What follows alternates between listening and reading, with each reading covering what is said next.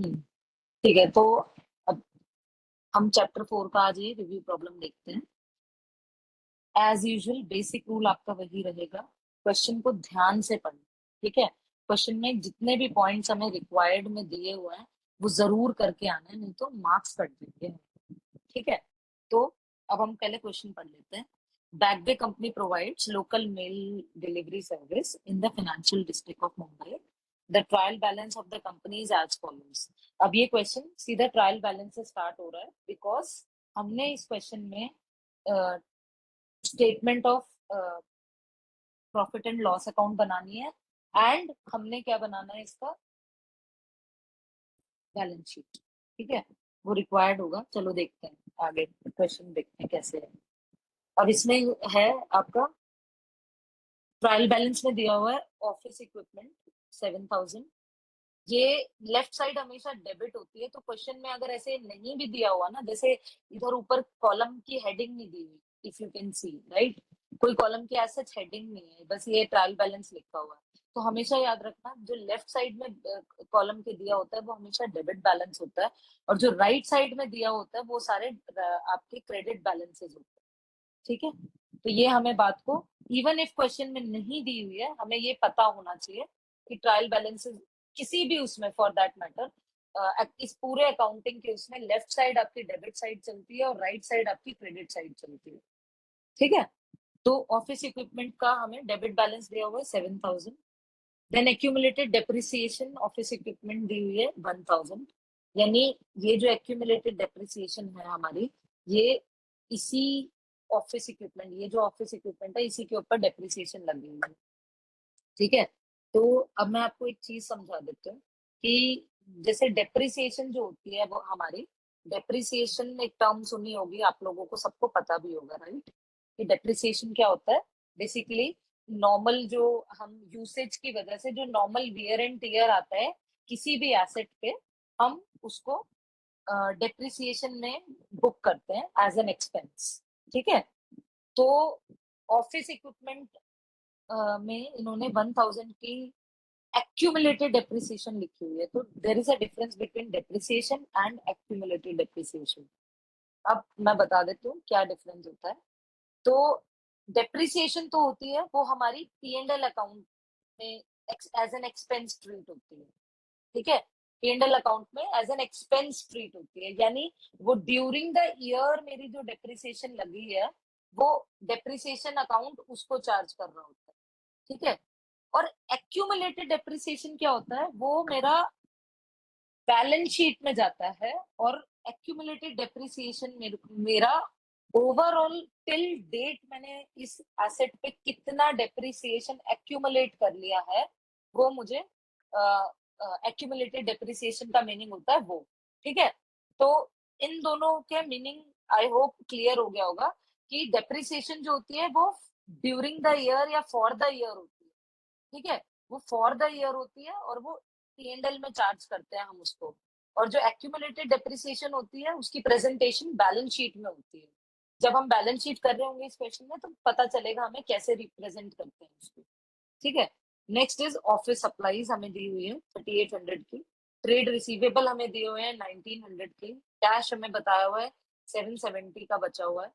Prepaid rent हमें बताया हुआ है कि प्रीपेड रेंट का मतलब एसेट ही है, ये सारे डेबिट बैलेंसेस ये सारे हमारे एसेट चल रहे हैं। ठीक है, तो प्रीपेड रेंट हमारा 2,400। ट्रेड पेबल्स, अब ये ट्रेड पेबल का मतलब ऑल्टरनेटिवली मैंने आपको क्रेडिटर्स भी बोला है, सन्ड्री क्रेडिटर्स भी बोला है, अकाउंट्स पेबल भी बोला है।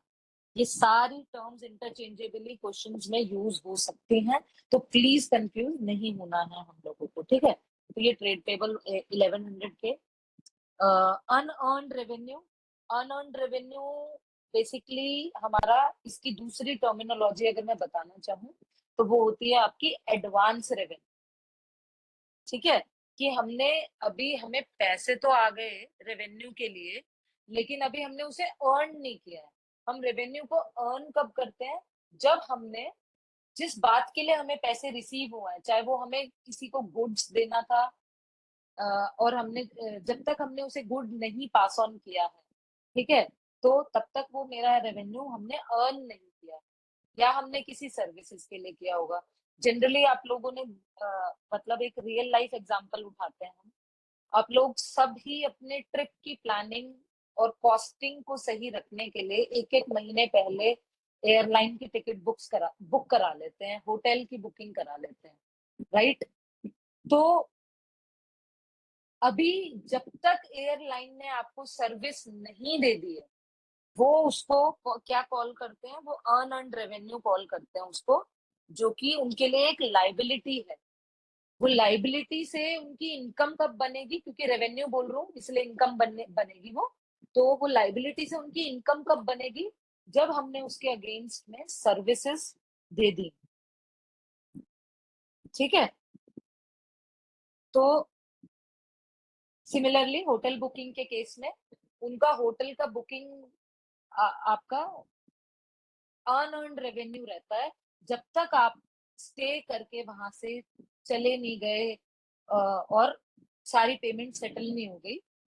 मतलब आपने एडवांस में दे रखे तो वेल एंड गुड, बट से पेमेंट सेटल से मेरा मतलब था कि ड्यूरिंग द स्टे हम वहां पे अगर हमारा लंच और डिनर पैकेज में इंक्लूडेड नहीं था लेट से, तो हम वो एक्सपेंसेस भी करते हैं और कई बार बोलते हैं रूम पे चार्ज कर दो, ठीक है, कि सारा चेकआउट के टाइम एक साथ पे कर देंगे। तो जब वो ओवरऑल सेटलमेंट हो जाती है, तो ये जो अनअर्न्ड रेवेन्यू है इसको भी आप अपना रेवेन्यू ट्रीट कर सकते हो, लेकिन तब ही, तब तक ये ऐसे ही एडवांस रेवेन्यू या अनअर्न्ड रेवेन्यू बन के आपके पास खड़ा रहेगा, आपकी लाइबिलिटीज।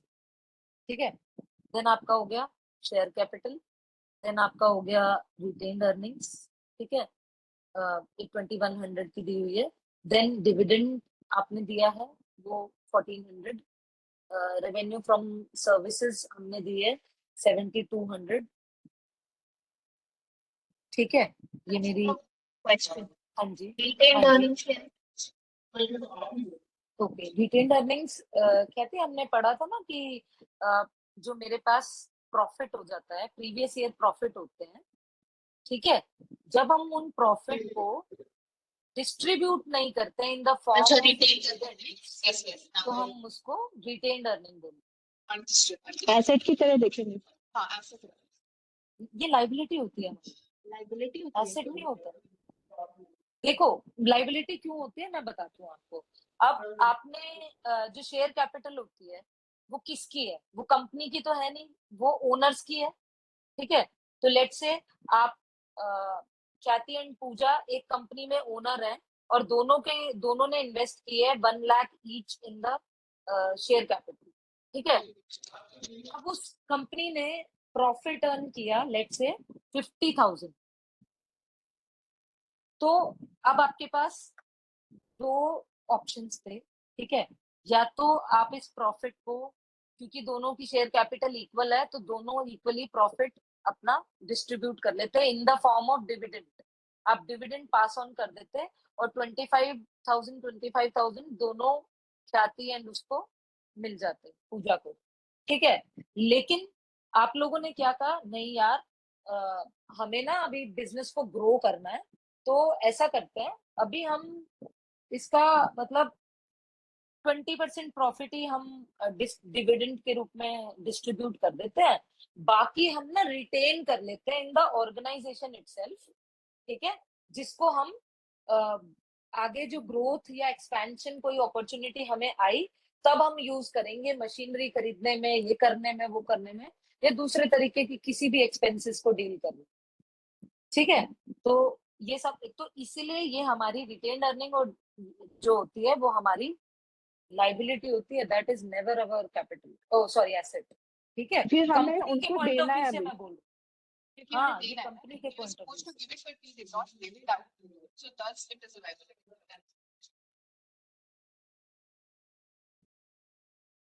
मुझे समझ नहीं आया क्या थी आपने क्या बोला, बट आई एम होपिंग कि लॉजिक क्लियर हो गया कि ये क्यों लाइबिलिटी होती है कंपनी के लिए।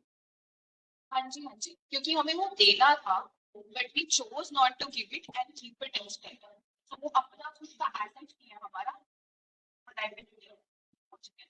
हाँ, तो बेसिकली कंपनी में ही रखने का डिसीजन हुआ है, लेकिन company and owners are two separate entity.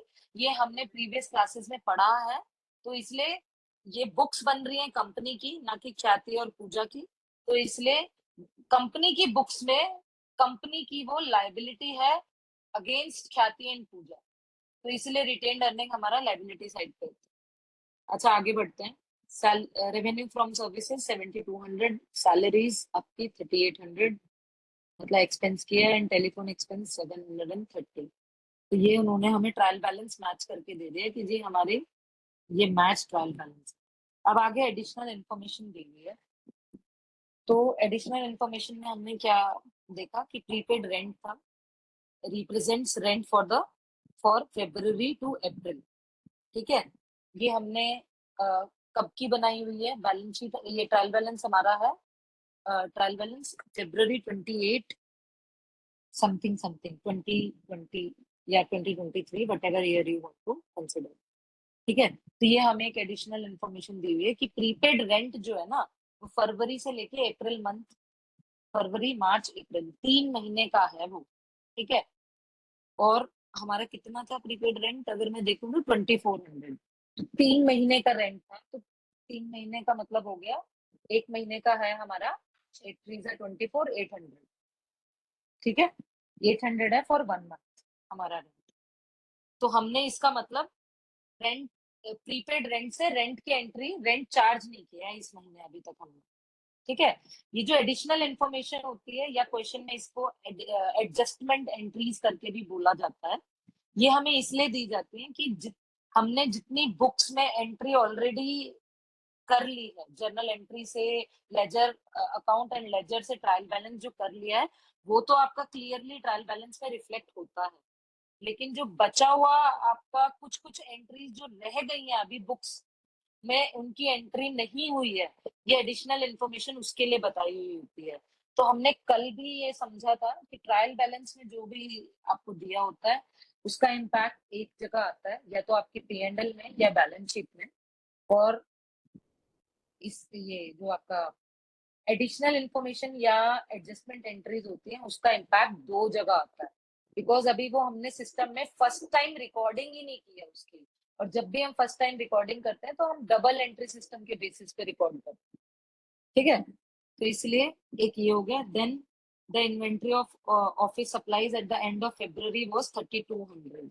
ठीक है, यहाँ सप्लाईज कहीं बताया ऑफिस सप्लाईज, अच्छा यहाँ पे हमने 3800 लिया हुआ है, लेकिन हमें पता लगा है कि inventory supply and of February was 3200।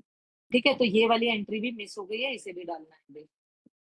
Then revenue earned for services performed but not yet billed at the end of February, services perform कर दी हमने, लेकिन अभी इसकी एंट्री रिकॉर्ड नहीं करी और बिल भी नहीं किया है। ठीक है, इसलिए ये वाली एंट्री भी अभी हमें रिकॉर्ड करनी है।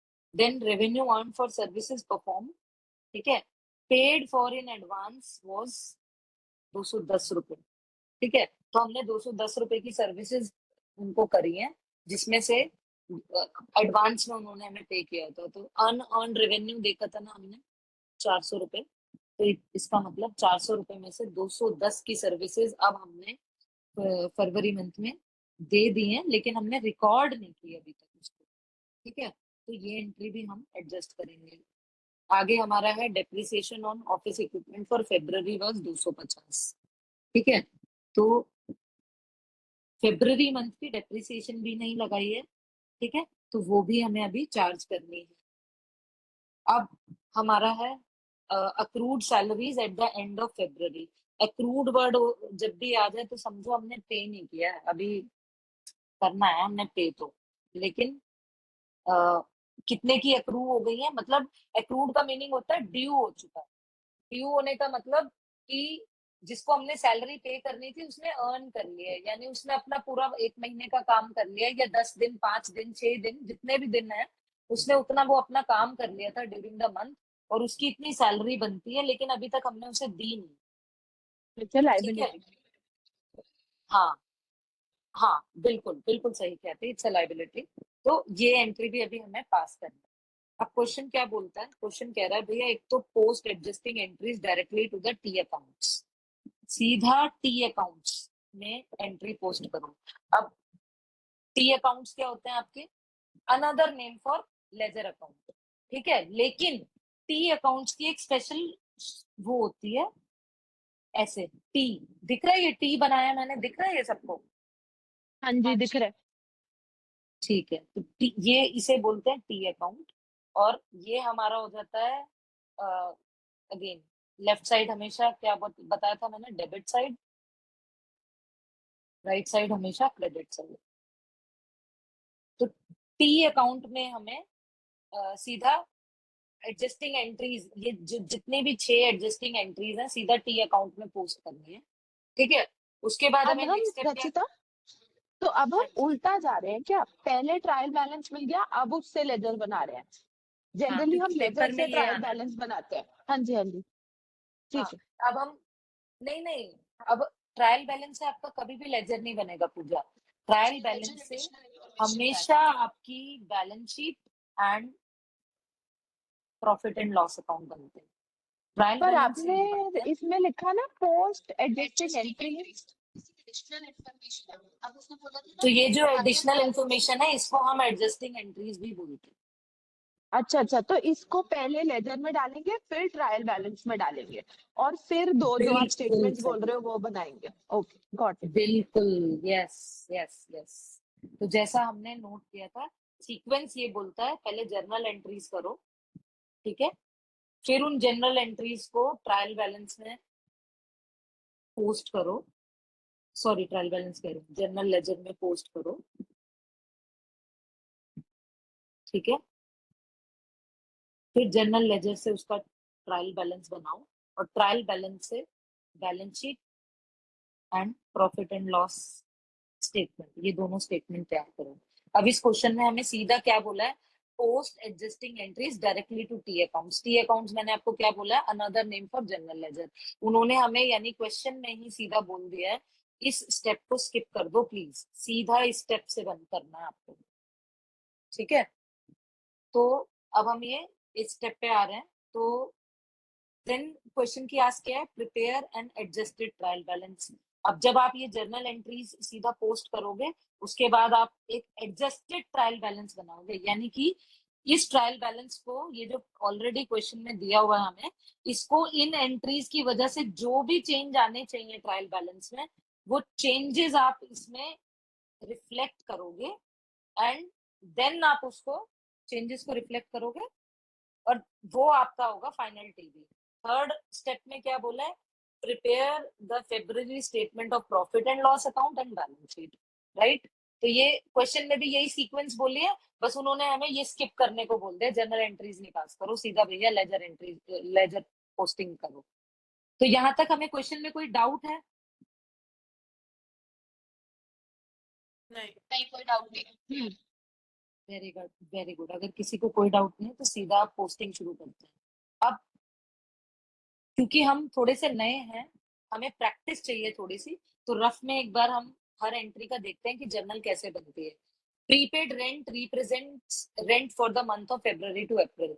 तो मैंने ये समझाया था कि फेब्रुअरी टू अप्रैल 3 महीने का रेंट है, यानी 3 महीने 2400 है दिया हुआ हमें, प्रीपेड रेंट यहाँ पे दिया हुआ है 2400, तो 3 महीने का है, तो 1 महीने का 800 आ गया, ठीक है। तो फेब्रुअरी मंथ का हमने अभी तक एंट्री पास ही नहीं करी है, तो जब मुझे फेब्रुअरी मंथ का रेंट वो करना है, तो मैं एंट्री क्या पास करूंगी, रेंट मेरा क्या होता है, अगर मुझे रेंट चार्ज करना है अपना, तो रेंट क्या होता है मेरा, एक्सपेंस अकाउंट।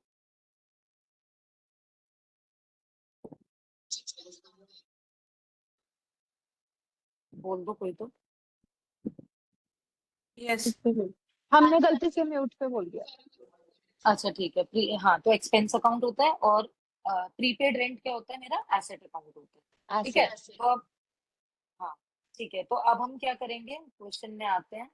हमने प्रीपेड रेंट का जो लेजर था मेरा, उसमें 2400 का मेरा ओपनिंग बैलेंस था, ठीक है। और हमने, यार ये कितनी गंदी रिप्रेजेंटेशन, बट ठीक है। तो मेरा एसेट्स का डेबिट बैलेंस होता है, इसलिए मैंने टी अकाउंट में उसको डेबिट साइड पे लिखा 2400। ये मेरा ट्रायल बैलेंस से मैंने उठाया था 2400, ठीक है। ये मैं प्रीपेड का टी अकाउंट बना दूंगा, प्रीपेड रेंट का, ठीक है। फिर अब मेरा रचिता, अगर एक अलग एसेट, शीट पे कर लोगे? ये अभी बढ़ेगा तो फिर बहुत कंफ्यूजिंग हो जाएगा, और हमें थोड़ा पहले ही zoomed आउट वर्जन दिख रहा है। ठीक है, बिल्कुल कर सकते हैं इसको। ठीक है, तो हम बना रहे हैं prepaid rent account. Prepaid rent account, ठीक है। इतनी लंबी लाइन की जरूरत नहीं थी। अब ये हो गया। ये मैंने टी फॉर्म बना लिया उन्होंने, क्योंकि क्वेश्चन की स्पेसिफिक आस्क है टी टी अकाउंट बनाना। तो मेरा जो डेबिट बैलेंस होता है वो, मतलब एसेट जो होता है उनका डेबिट बैलेंस होता है, और हमारे को क्वेश्चन में भी यही दिया हुआ है। प्रीपेड रेंट कहाँ दिया हुआ है मैंने बताया था ना, लेफ्ट साइड हमेशा डेबिट होती है, राइट साइड हमेशा क्रेडिट होती है। तो कहाँ दिया हुआ है? डेबिट में। ठीक है, तो इसका मतलब हमारा ये था, प्रीपेड रेंट में 2400 रुपए का मेरा डेबिट बैलेंस चल रहा है। ठीक है, अब जब मैंने प्रीपेड रेंट में से एक महीने का 800 रेंट आएगा ना? कम करना, सुनते हैं हम पहले बात को। हम्म, तो जब मैंने प्रीपेड रेंट, मेरा 2400 का एसेट था, उसमें से अगर मैंने 800 का रेंट वो करना है, तो मैंने जर्नल एंट्री क्या बनाई होगी? रेंट अकाउंट डेबिट, क्योंकि मेरा एक्सपेंस को हम डेबिट करते हैं, टू प्रीपेड रेंट। अब किसी को ये क्वेश्चन तो मन में नहीं आ रहा ना कि हमने कैश क्यों नहीं लिखा? बोल। आ रहा है। Very good. क्योंकि जब हमने ये प्रीपेड रेंट को ओरिजिनली रिकॉर्ड किया होगा, तब हमने प्रीपेड रेंट में कैश पे किया होगा। तो हमने ओरिजिनल एंट्री ऐसे रिकॉर्ड की होगी, प्रीपेड रेंट टू कैश। ठीक है, 2400, 2400, ये ओरिजिनल एंट्री मेरी पास हुई होगी। लेकिन अब हमने क्या किया है, अब प्रीपेड रेंट को हमने, ट्रायल बैलेंस में था क्योंकि ये हमारे, तो we have already acknowledged this entry. ठीक है, कैश ऑलरेडी एडजस्ट हो चुका है। जब भी कोई चीज ट्रायल बैलेंस में है, इसका मतलब उसका डुअल एंट्री ऑलरेडी एक्नॉलेज हो चुका है दोनों जगहों पे। तो प्रीपेड रेंट मेरा 2400 था, तो अब हम क्या करते हैं, जब एक्चुअल में रेंट को एडजस्ट करना होगा जिस मंथ, फेब्रवरी मंथ का, तो हम प्रीपेड में से कम कर देते हैं उतने अमाउंट को, यानी हम अपने एसेट में से कम कर देते हैं। तो एसेट में से कम करने के लिए, जब एसेट्स, मेरा डीलर रूल क्या कहता है मुझे, जब एसेट कम होते हैं मेरे, तो उसको आप क्या करते हैं? Debit, credit. Credit, credit, correct. तब आप उसको क्रेडिट करते हैं। तो इसलिए आपने यस। रेंट अकाउंट, एक्सपेंसेस आपके हमेशा डेबिट होते हैं। तो रेंट आपका एक्सपेंस है for the month of February, तो rent account debit to prepaid rent, हमने 800 रुपए। अब ये एंट्री हमने एज्यूम करनी है, क्योंकि पेपर में तो हमें बोला नहीं करने के लिए। तो अब ये 800 रुपए जो है आपने प्रीपेड रेंट का, किस साइड पे डाला है आपने ये एंट्री? क्रेडिट पे। ठीक है, तो अब आप यहाँ पे कर दोगे by rent, by February month rent, adjust कर दिए आपने। तो अब आपका फाइनल बैलेंस क्या बच रहा है? अगर मैं बताऊं सिक्सटीन तो हंड्रेड बैलेंस बोलूं बचेगा। तो, हाँ, ये आपका बैलेंस है। यार, ये समझ आ गया, बस ये जो एक बार ये समझा दो। प्रीपेड रेंट समझ आ गया कि हमने ओरिजिनल में डाला होगा, बट रेंट अकाउंट और टू प्रीपेड रेंट, अब एक तरह से ये दो अलग अलग अकाउंट्स बन गए। Correct, okay. ये दो अलग अकाउंट है, एक आपका एसेट अकाउंट है, एक आपका एक्सपेंस अकाउंट है। ठीक है जी, तो ये हमने एंट्री कर ली प्रीपेड रेंट की, टी अकाउंट क्लोज कर लिया इसका। अब मेरा न्यू बैलेंस है 1600। अब क्वेश्चन में वापस जाते हैं। ठीक है, तो क्वेश्चन में हम गए और हमने क्या देखा, नेक्स्ट एंट्री हमने, इन्होंने टी रेंट का भी बनाया ना, चलो रेंट का भी टी बना के अभी खत्म कर देते हैं। So, एक प्रीपेड का बनाया और ये दूसरी एंट्री थी रेंट की, तो रेंट का भी टी अकाउंट बनाते हैं। रेंट अकाउंट, सॉरी इतनी गंदी तरीके से लिखने के लिए। रेंट अकाउंट में हमने क्या था, डेबिट बैलेंस था। ठीक है, तो ये कर देंगे बाय प्रीपेड। ये बस रेफरेंस के लिए होता है, प्रीपेड रेंट अकाउंट 800 रुपए हमने यहाँ पे चार्ज, मतलब एक्सपेंस में डाल दिए। तो ये दो टी अकाउंट हो गए, क्योंकि डबल एंट्री सिस्टम होता है। तो डबल जगह इम्पैक्ट जाना था, तो दोनों के टी अकाउंट बना के हमने तैयार कर लिए। यहाँ तक किसी को कोई कंफ्यूजन?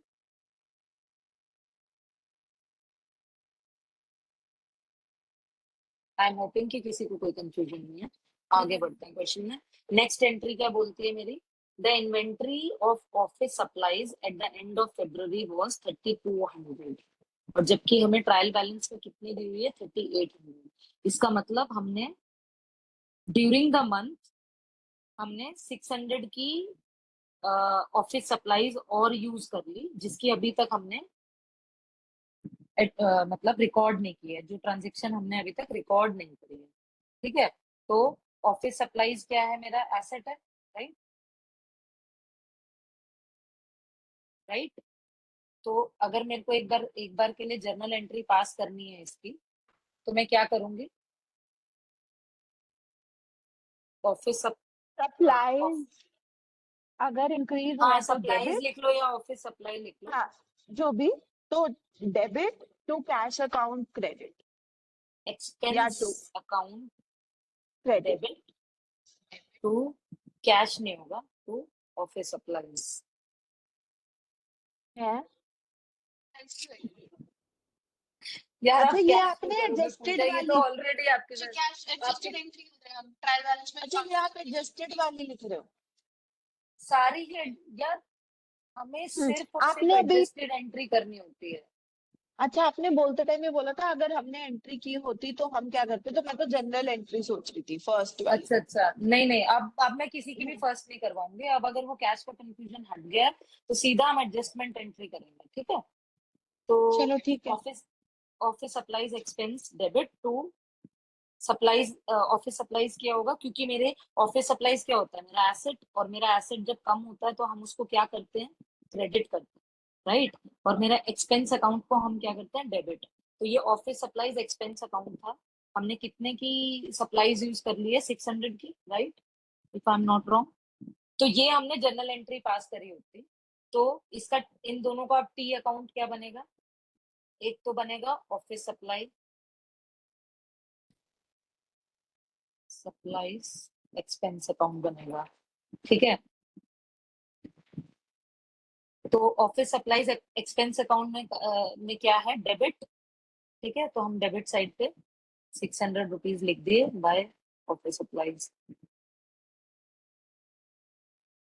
बुक में पता नहीं इसको ब्लैंक छोड़ा हुआ है और डेट रेफरेंस दिया हुआ है सिर्फ। आप लोगों को वैसे सॉल्व करना हो तो वैसे कर लो, मुझे तो ऐसे ही आदत है, तो इसलिए ऐसे किया। दूसरा टी अकाउंट हमने क्या बनाएंगे? ऑफिस सप्लाईज का। ये हमारा एसेट है।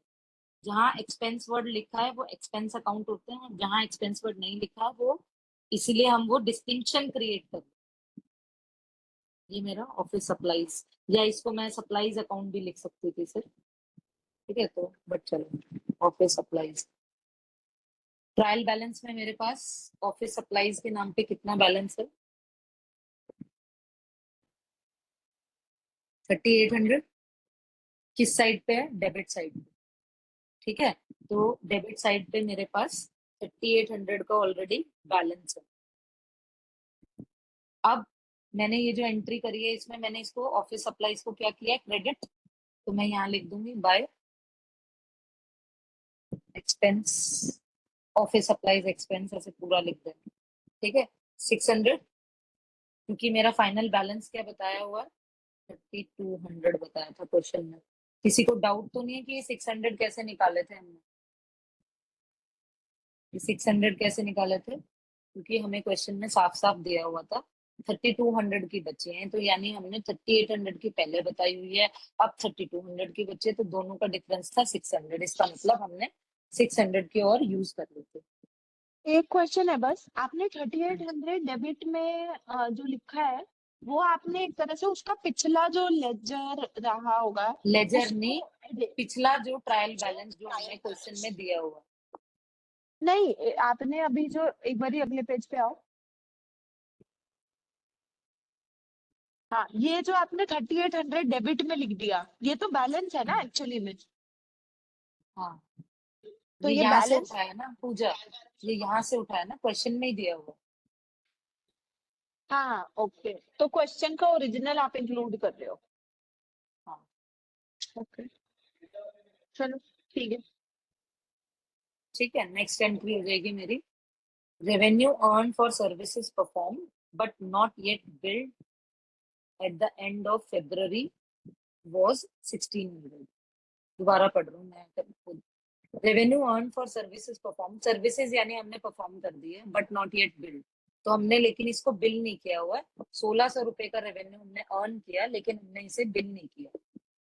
ठीक है, तो जब हम इसे बिल करेंगे तो हम, कोई मुझे बस इसकी जर्नल एंट्री बता दो, और मैं चाहती हूँ ख्याति आप बता दो तो बहुत बढ़िया हो जाएगा।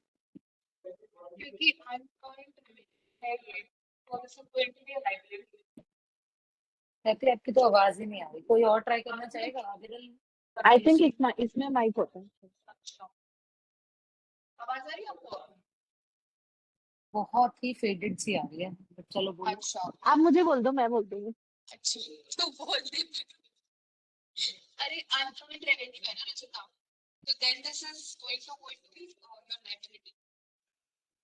एक बार क्वेश्चन पे आ जाओ, उस साइड पे थोड़ा दिख जाएगा।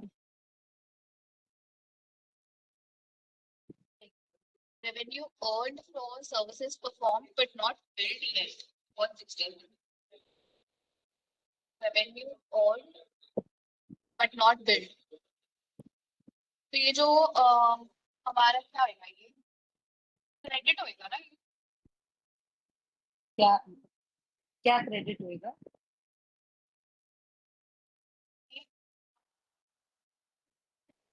ये ट्रेड रिसीवेबल में थैंक जो यू। 1900 है, ये हमने सर्विसेज प्रोवाइड करी है तो उसी का 1900 आना है ना। Thank you. क्या, दोबारा बोलना। ट्रेड रिसीवेबल, एक बार क्वेश्चन बोलना एक बार।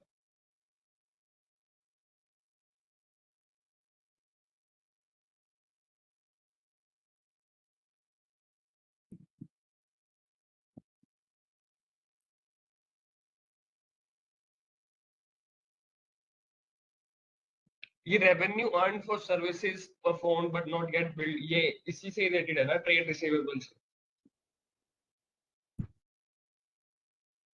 आई डोंट थिंक सो, ये इससे रिलेटेड है। ये हमने फ्रेश सर्विसेज दी थी जिसका अभी हमने बिल नहीं किया। इसका ठीक है। मतलब पता है क्या होता है? इसका पूरा इसका मतलब ये फ्रेश। होता है, इसका मतलब ये होता है कि हमने बिल नहीं किया है का मतलब हमें इसके अगेंस्ट में अभी कोई पेमेंट भी नहीं मिली। हाँ अगर पेमेंट मिली होती तो सामने वाला खुद ही बोलता ना भाई बिल दे। हाँ।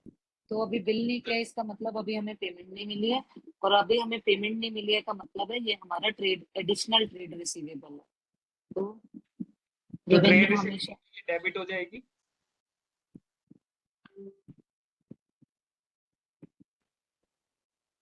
और रेवेन्यू में क्रेडिट। क्रेडिट हो जाएगी। ठीक है। अब हमारा टी अकाउंट बनाओ, दोनों को रिस्पेक्ट करें। Trade receivable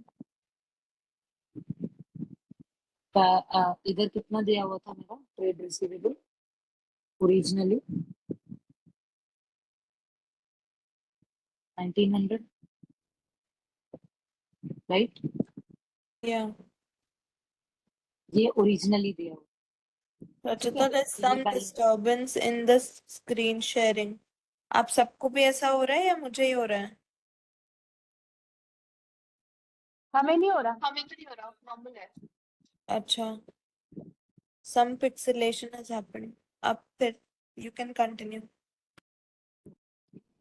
may be network issue at your side,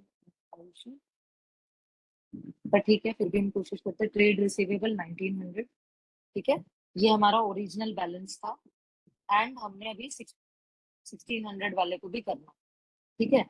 तो एक बार यहाँ आ जाते हैं। ओरिजिनल ट्रेड रिसीवेबल बैलेंस मेरा कहाँ था? डेबिट में। इसमें किसी को डाउट है कोई? क्योंकि ट्रेड रिसीवेबल मेरा क्या है, मेरे एसेट्स है। ये रचिता, हमने ट्रेड रिसीवेबल की हमने जर्नल एंट्री बना दी, राइट? नहीं यार, 1600 ये वाले। हमने इस, नहीं यार आप लोग क्यों कंफ्यूज हो रहे हो बार बार। ये हमने इसकी जर्नल एंट्री बनाई, ये जो एडजस्टमेंट एंट्री है ये इसकी जर्नल एंट्री बनाई। इसको ट्रेड हाँ। रिसीवेबल की जर्नल एंट्री नहीं बोलते, इसको इस पॉइंट सी की जर्नल एंट्री बोलेंगे। हाँ मतलब इसी पॉइंट की जनरल एंट्री दिखाई है ना अभी हमने 1600 वाली। हाँ, और इसी को अभी, क्योंकि क्वेश्चन में जर्नल एंट्री तो हमें बोला ही नहीं है ना बनाने को, हमें तो हाँ। सीधे टी अकाउंट बोला, लेकिन मैं अगर सीधे सीधे टी अकाउंट बनाने बैठ जाऊंगी ना तो सबको बाउंस हो जाएगा कि ये हो क्या रहा है क्वेश्चन में। ठीक इसलिए हम बस एक जर्नल एंट्री पहले लिख रहे हैं रफ में, ठीक है। ठीक है। तो अब जब मैं टी अकाउंट बनाने जा रही हूँ तो मुझे दो जगह इम्पैक्ट देना है, एक ट्रेड रिसीवेबल में, एक रेवेन्यू, राइट। ठीक है। तो ट्रेड रिसीवेबल में ओरिजिनल बैलेंस मेरा उठ के आ रहा था 1900, ठीक है। और ये डेबिट नया अमाउंट आया है 1600, ठीक है। ये बाय रेवेन्यू लिखना है लिख लो, डेट लिखनी है लिख लो, जो आपको सही लगे। अब मेरा टोटल बैलेंस कितना होगा, ठीक है। 35, हाँ। अब हमारा दूसरा अकाउंट क्या बनना है, रेवेन्यू, ठीक है। अभी वैसे हमें ये टोटल करना नहीं चाहिए था, क्या पता आगे एडजस्टमेंट में कुछ ऐसा आ जाए जो कि फिर से कुछ एडजस्ट करना पड़े। तो एक और हमने टी अकाउंट बना रेवेन्यू का, ठीक है। और ये हमने रेवेन्यू का कितना बैलेंस आ रहा है हमारे ट्रायल बैलेंस में पहले से, 1900 नहीं, नहीं रेवेन्यू था ना कहीं पे, ये रहा रेवेन्यू फ्रॉम सर्विसेज 72। 7200। किस साइड आ रहा है, क्रेडिट साइड पे, हाँ ठीक है। तो बैलेंस 7200 क्रेडिट साइड पे लिखा, और ये वाली एंट्री कहाँ जाएगी, ये वाली एंट्री क्रेडिट साइड पे जाएगी। Very good, thank you. Trade receivable, date लिख देना जो भी डेट को दी थी 1600, ठीक है। अब बैलेंस कर सकते हैं, लेकिन लेट्स वेट कि आगे किसी में कोई और फर्दर एडजस्टमेंट तो नहीं है इन दोनों अकाउंट्स में, ठीक है। और एक बार देख भी लेती हूँ कि इन्होंने भी यही किया है कि नहीं किया। इन्होंने ट्रेड रिसीवेबल 1900, देर इज 1600,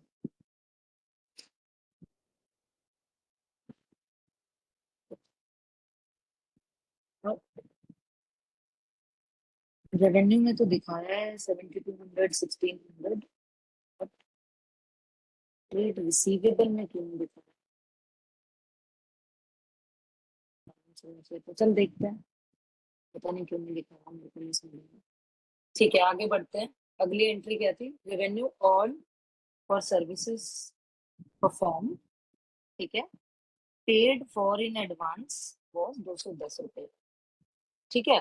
हमने रेवेन्यू अर्न किया है और ये हमें पेड फॉर इन एडवांस था, ठीक है। यानी इसके पैसे पहले ही आ चुके थे हमारे पास, अब हमने उस रेवेन्यू को अर्न कर लिया, ठीक है। तो कोई मुझे जर्नल एंट्री बताएगा, जर्नल एंट्री ट्रेड क्या होनी चाहिए? पेबल, ट्रेड पेबल क्रेडिट, कौन बोल रहा है? क्या बोलते हैं?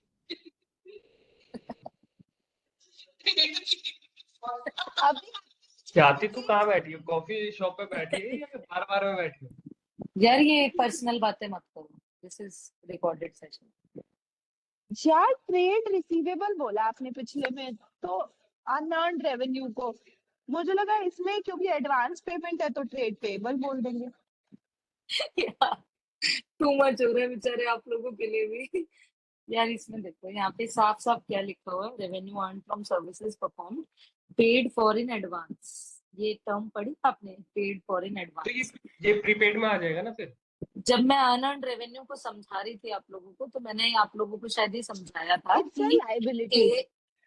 इट्स अ लाइबिलिटी, और ये हमें एयर एयर टिकट और ये होटल बुकिंग वाला जो एग्जांपल दिया था उसको ये मान के समझो कि ये जो 400 रुपए मेरे पास एडवांस बुकिंग के लोगों के रखे हुए थे, अब कुछ लोग ऑलरेडी फ्लाई कर गए हैं और यानी हमने सर्विसेज उनको दे दी है ऑलरेडी, तो 210 रुपए अब वो मेरा रेवेन्यू बन चुका।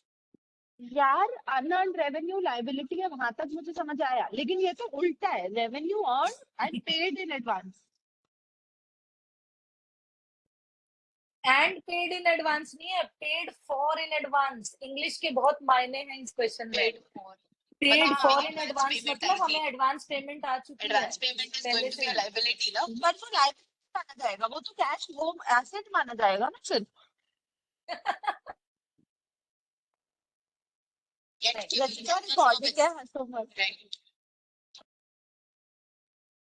यार ओके, सो ये हमारा,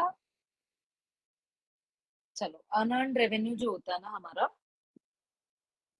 वो बेसिकली क्या होता है कि हमने एक एक तरीके से, मिनट रचिता, ये हाँ अनअर्न्ड है जी, ही नहीं ना, ये तो अर्न्ड है उल्टा, क्योंकि ये तो पेड फॉर इन एडवांस हो चुका है हमारा।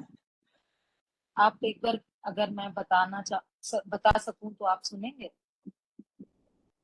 हाँ, अब बोलो, आप कंटिन्यू करो।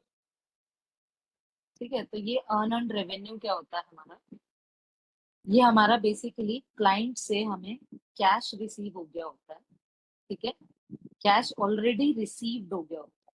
ठीक है, कैश रिसीव्ड, लेकिन क्योंकि अभी हमने सर्विसेज नहीं दी होती है तो हम उसको लिख देते हैं अनअर्न्ड रेवेन्यू। ठीक है, हम इस रेवेन्यू को अर्न कब कर सकते हैं? कोई मुझे आंसर कर सकता है कि ये अनअर्न्ड रेवेन्यू मेरा अर्न कब हो सकता है? क्योंकि जब जब तक आप ये सर्विस अनअर्न्ड दे रेवेन्यू चुके है हो, तब तक ये लाइबिलिटी है। जब आप सर्विस दे चुके हो, जब आप सर्विस दे चुके हो, ठीक है, तो जब आप सर्विस दे दोगे इस अनअर्न्ड रेवेन्यू के अगेंस्ट में, तब आप क्या इस बात को ऐसे लिख सकते हो कि यार मैंने इस रेवेन्यू को अब अर्न कर लिया है। ठीक है, I have earn this revenue. ठीक है, क्योंकि मैंने सर्विस दे दी है और क्योंकि मुझे पैसे ऑलरेडी एडवांस में आ गए थे, तो मैंने बस अब क्या रिकॉर्ड करना है, रेवेन्यू रिकॉर्ड करना है।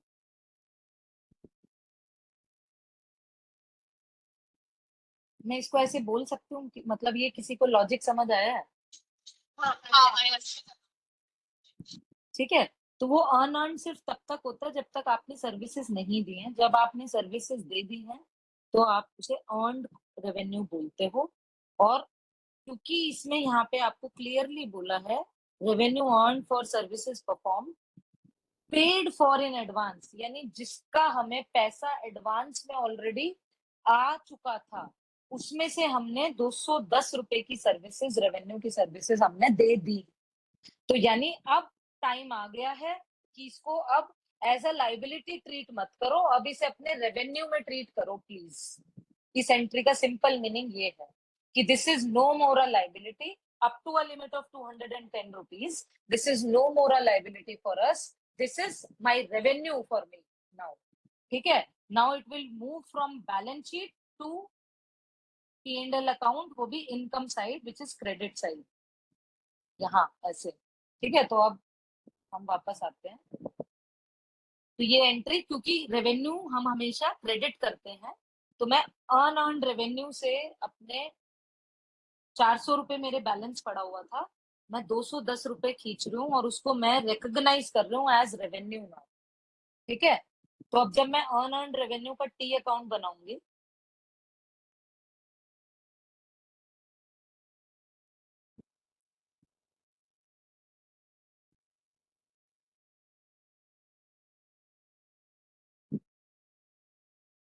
मेरे पास ओरिजिनली बैलेंस कितना है, 400। ठीक है, 400 का बैलेंस है और किस साइड पे, क्रेडिट साइड पे।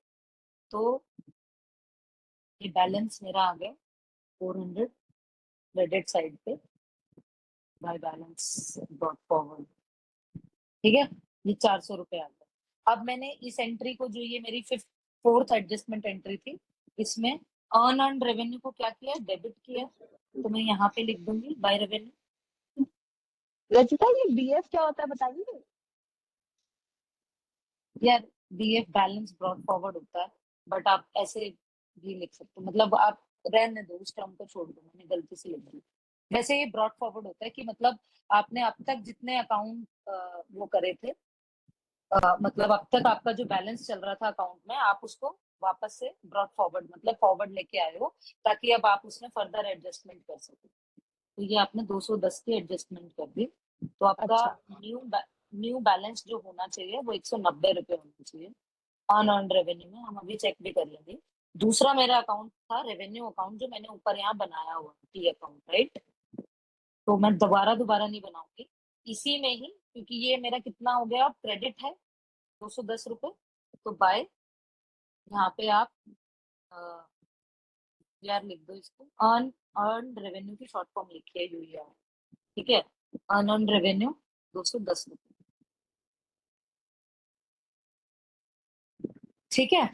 मैंने रोका था ना अब हम लोगों को कि हम इसका टोटल नहीं करते, क्योंकि अभी इसमें और भी कुछ आ सकता है, वो ये और कुछ वो यही था, तो इसलिए रोका था। तो जब सारी एंट्रीज हो जाती हैं उसके बाद जनरली हमें टोटल करना चाहिए टी अकाउंट्स का, ताकि हमें फाइनल फाइनल पता लग सके, ठीक है।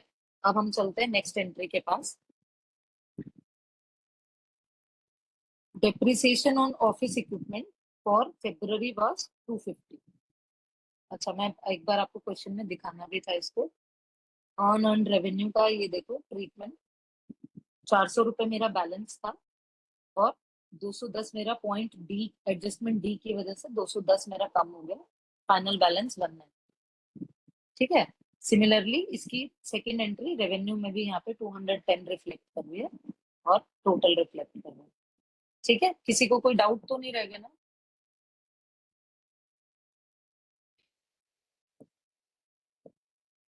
आई एम होपिंग नहीं रह गया, ठीक है। नहीं। अब हम, ठीक है, अब हम आगे बढ़ते हैं। Depreciation on office equipment for February was 250, ठीक है। 250 का डेप्रिसिएशन लगा है। तो इसकी आप, हमने एंट्री क्या पास करी होगी डेप्रिसिएशन की? डेप्रिसिएशन लगा किस पे है, सॉरी, ऑफिस इक्विपमेंट पे लगा, राइट। तो एसेट डिक्रीज हो गया। हाँ, एसेट डिक्रीज हो गया। एसेट डिक्रीज हो गया मतलब हम उसको क्रेडिट करेंगे। एसेट डिक्रीज हो गया मतलब बिल्कुल सही बोला अभिषेक आपने। तो जनरली हम यही जर्नल एंट्री पास करते हैं।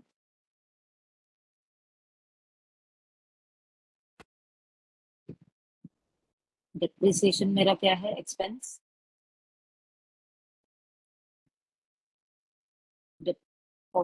डिप्रिसिएशन अकाउंट या office equipment depreciation account. Expense है तो मेरा डेबिट हो जाएगा टू ऑफिस इक्विपमेंट, ठीक है। कितने रुपए की करिए हम डिप्रिसिएशन? 250 रुपए की, 250 रुपए की करिए, ठीक है। ये एंट्री समझ में आई? हाँ। ठीक है। तो इसका टी अकाउंट बनाना है, लेकिन मैं आप लोगों को एक डिस्क्लेमर पहले ही दे रही हूँ। इस क्वेश्चन में ना हमारे को यहाँ पे एक्यूमुलेटेड डेप्रिसिएशन दिया हुआ था, ठीक है। एक्यूमुलेटेड डेप्रिसिएशन मैंने आपको क्या समझाया था? वाईटीडी, मतलब अब तक जब से हमने इक्विपमेंट खरीदा है तब से लेके अब तक हमने टोटल कितनी डेप्रिसिएशन लगा दी है इसको, वो होता है मेरा एक्यूमुलेटेड डेप्रिसिएशन। तो मुझे जहां तक लग रहा है ये ऑफिस इक्विपमेंट में नहीं जाना था, ये एक्यूमुलेटेड डेप्रिसिएशन में जाना था। आंसर में देख लेते हैं एक बार, क्योंकि मैं खुद कंफ्यूज हूँ यहाँ पे। मेरे को जहां तक है कि ये ऑफिस इक्विपमेंट में डायरेक्ट हिट नहीं करेगा, ये यहाँ हिट करता है, और वही इन्होंने किया है। तो ऑलरेडी था इनका 1000 रुपीज था, तो टी अकाउंट में इन्होंने ये करा 1000, ठीक है। और पॉइंट ई की वजह से जो एडिशनल 250 का डेप्रिसिएशन हमने चार्ज किया है वो 1250 हो गया। और इन्होंने टी अकाउंट में accumulated depreciation and office equipment दोनों को कंसिडर किया ना। ऑफिस इक्विपमेंट का तो हाँ, मतलब बुक बैलेंस ही किया है, बाकी एक डेप्रिसिएशन अकाउंट और होना चाहिए ये ना, ठीक है। तो इन्होंने जो जर्नल एंट्री पास करी है ना, वो हमने ऐसे कर दी, बट इसकी जगह एंट्री होगी एक्यूमुलेटेड ऑफिस इक्विपमेंट, ठीक है। तो ये जो 250 हमारे क्रेडिट हुआ है, ये टी अकाउंट में इन्होंने आपके एक्यूमुलेटेड ऑफिस इक्विपमेंट में क्रेडिट कर दिए।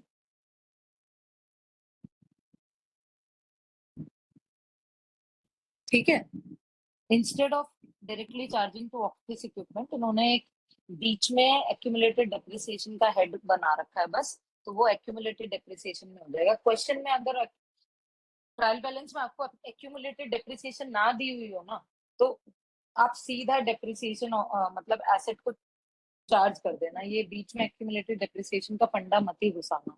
लेकिन अगर दिया हुआ है तो जस्ट अपनी जर्नल एंट्री में एसेट का नाम देने की बजाय आप एक्यूमुलेटेड ऑफिस इक्विपमेंट को दे देना, आप लेजर अकाउंट कर देना, ठीक है।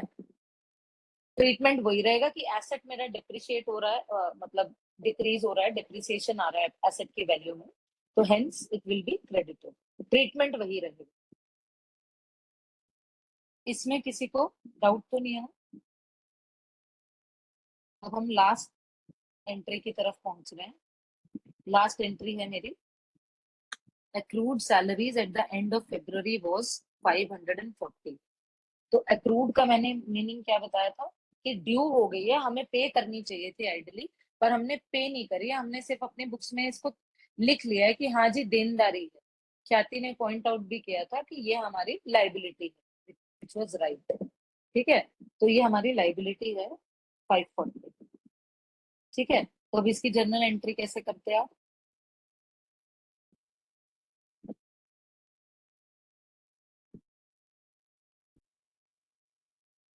एक्रूड सैलरीज में डेबिट क्लिक कर देंगे और सैलरी अकाउंट एक्सपेंस अकाउंट में या कैश में हम उसको नहीं, क्रेडिट। कैश तो अभी हमने किया ही नहीं ना। अच्छा, सॉरी, तो पेएबल में तो सैलरी अकाउंट।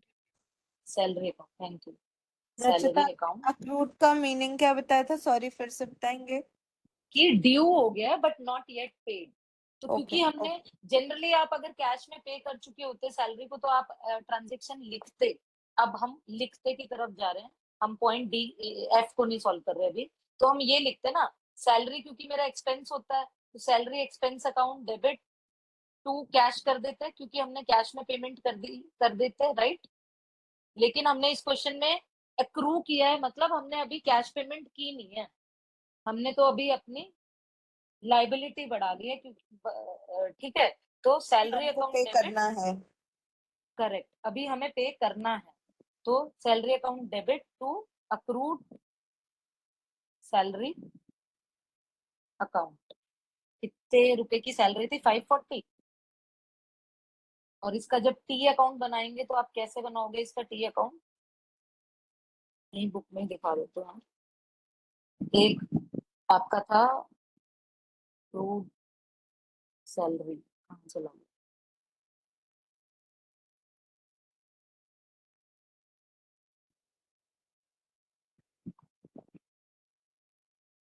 अरे इन्होंने तो सैलरीज एक्सपेंस के साथ ही इसको एडजस्ट कर दिया, जबकि इन्हें नहीं करना चाहिए था ये तो।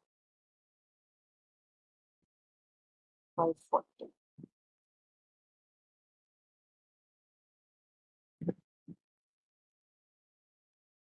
और हमारा ओरिजिनली सैलरी एक्सपेंस कितना आ रहा था? 3800।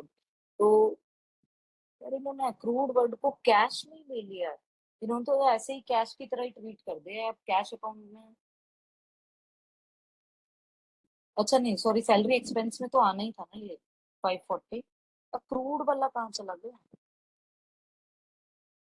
ये रहा, सैलरी पेबल लिखा है, अच्छा है, सैलरी पेबल, ठीक है। अब हम अपनी अगर जर्नल एंट्री को देखें, इसका नाम अगर अक्रूड सैलरी रखा है तो भी गलत नहीं होगा क्वेश्चन, ठीक है। आप लोगों को डाउट था ना कि हमें क्या लिखना चाहिए क्या नहीं, हमने अक्रूड सैलरी लिखा है तो भी गलत नहीं होगा, और हम सैलरी पेबल लिख दें तो भी गलत नहीं होगा। दोनों का मीनिंग वही है कि पेबल है, अभी पेड नहीं, ठीक है। तो एक सैलरी अकाउंट में डेबिट जाना था, और दूसरा सैलरी अक्रूड सैलरी अकाउंट में क्रेडिट में जाना था। वही क्वेश्चन में भी यहाँ पे किया हुआ है, सैलरी पेबल में आपका क्रेडिट में दिखा दिया 540, ठीक है, और सैलरी एक्सपेंस अकाउंट में आपका डेबिट में दिखा दिया 540। इसमें किसी को डाउट आया?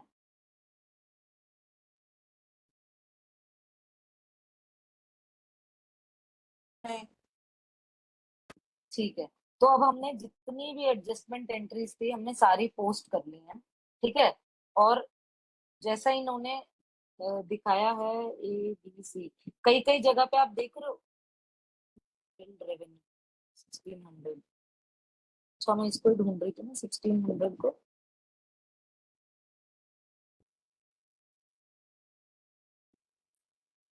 हाँ ये 1600 ही ढूंढ रही थी, मिल गया मुझे अनबिल्ड रेवेन्यू। तो ये अनबिल्ड रेवेन्यू, अच्छा नहीं, इसमें मैं वो ढूंढ रही थी कि 1900 का बैलेंस क्यों नहीं। ओके, वो 1900 का बैलेंस अलग आ रहा। ये 1900 का बैलेंस आप लोगों को यहाँ से मिल रहा है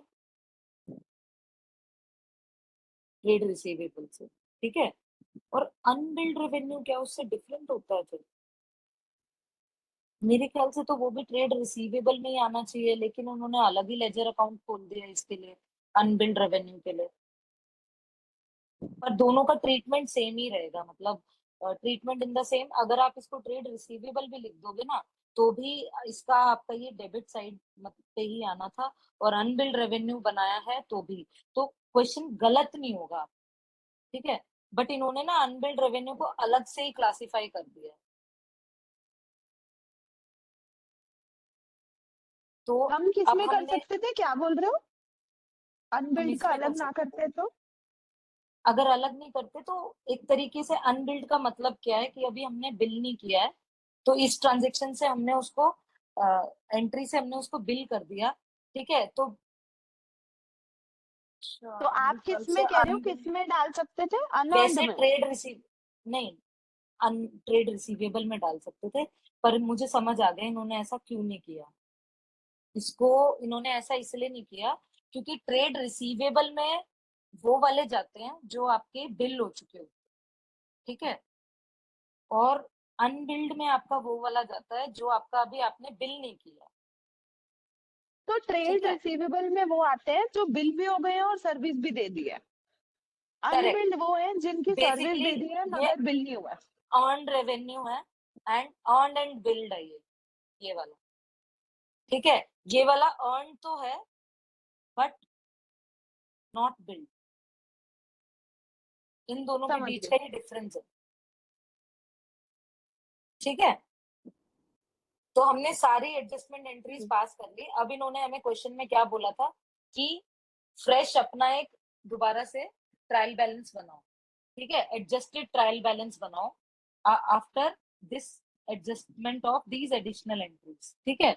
तो अब हम एडजस्टेड ट्रायल बैलेंस बनाते हैं, ठीक है। ट्रायल बैलेंस जैसा क्वेश्चन में दिया है वैसा ही बना रही हूँ मैं। एक तरफ आपका होता है डेबिट अमाउंट, दूसरी तरफ आपका होता है क्रेडिट अमाउंट, और यहाँ पे एक्सप्लेनेशन लिख लो, पर्टिकुलर्स लिख लो, जो आपको लिखना है वो लिखो, ठीक है। और ये हमारा होता है ट्रायल बैलेंस, थोड़ा सा ऊपर जाएगा आइडली, ये ऐसे होना चाहिए था,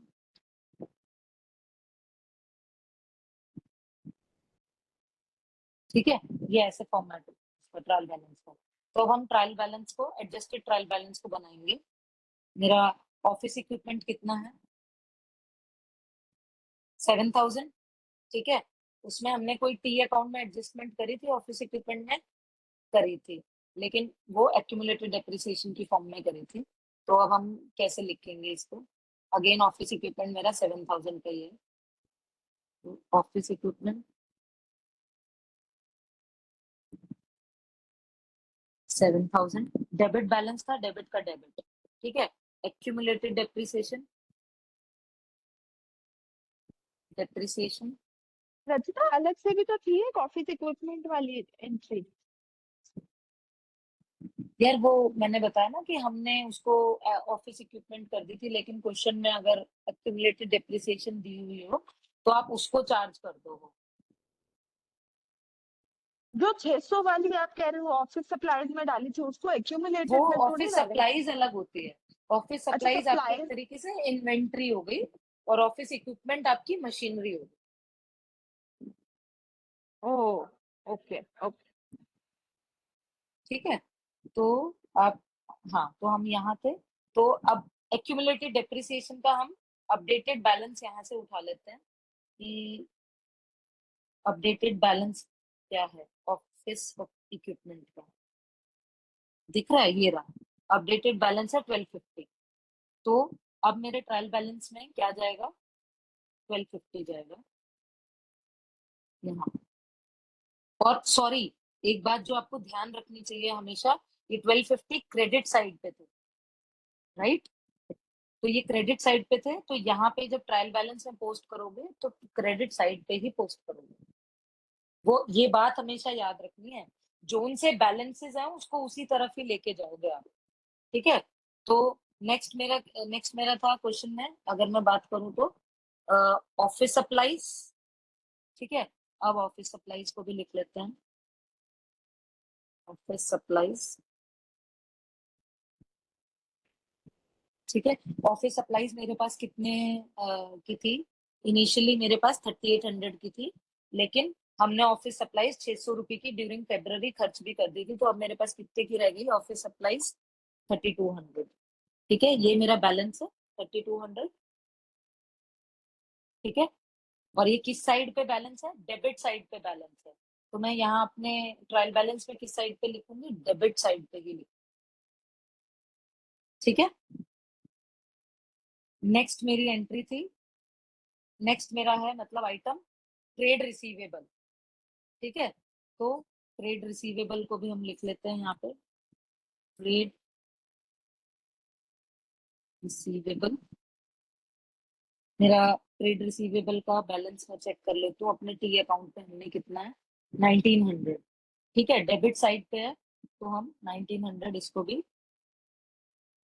लिख लिया डेबिट साइड पे।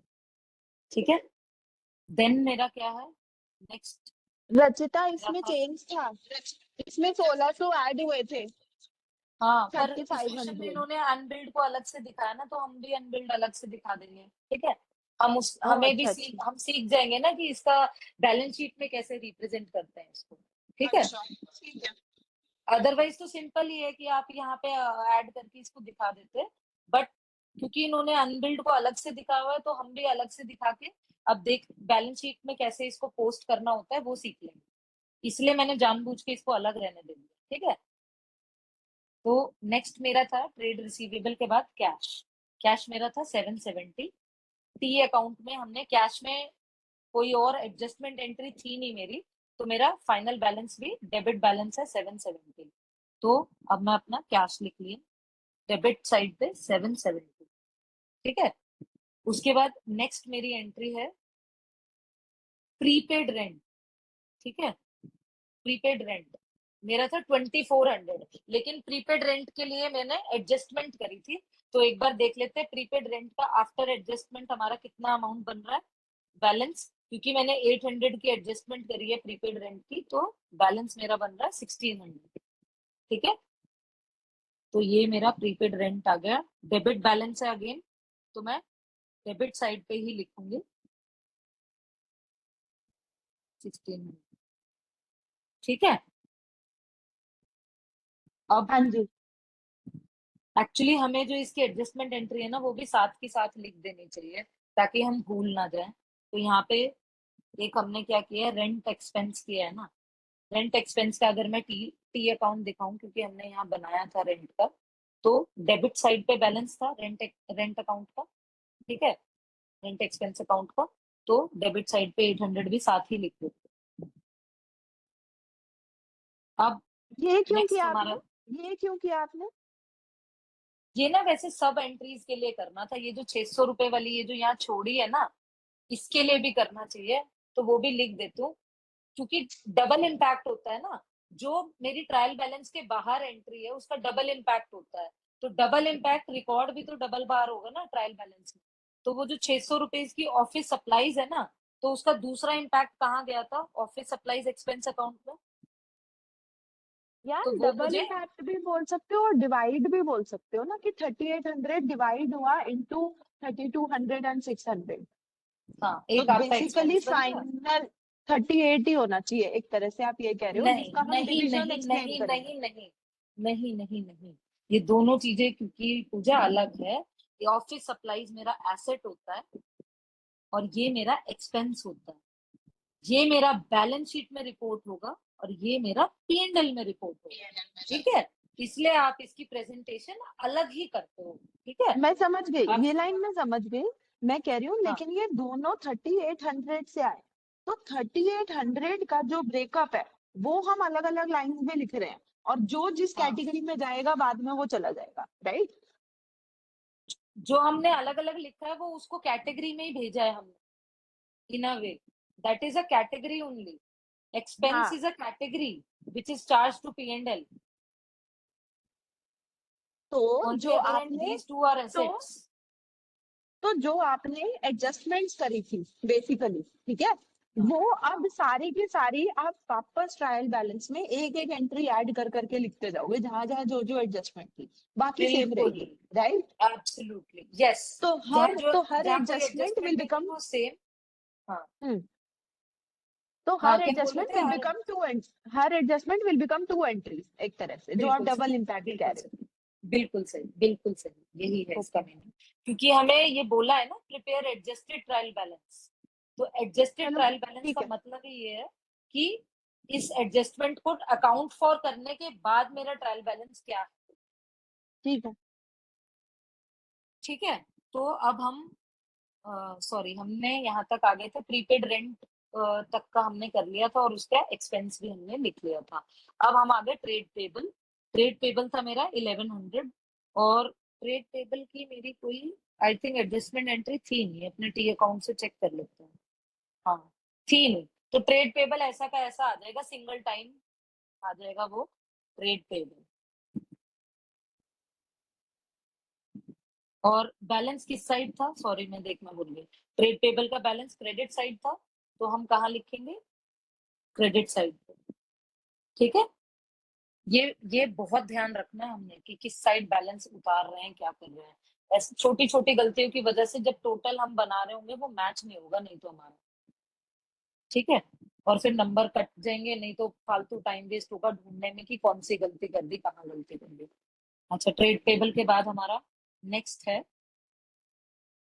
Unearned revenue. ठीक है, अनअर्न्ड रेवेन्यू मेरा 400 था, लेकिन अनअर्न्ड रेवेन्यू में हमने एडजस्टमेंट करी थी, विच वाज व्हाट, ये रहा मेरा अनअर्न्ड रेवेन्यू। तो मेरा 210 की मैंने एडजस्टमेंट करी थी, तो मेरा 190 ₹190 का क्रेडिट बैलेंस था। साइड। हाँ, क्रेडिट साइड पे मेरा अनअर्न्ड रेवेन्यू का बैलेंस दिया हुआ है 190। तो अनअर्न्ड रेवेन्यू 190, सॉरी,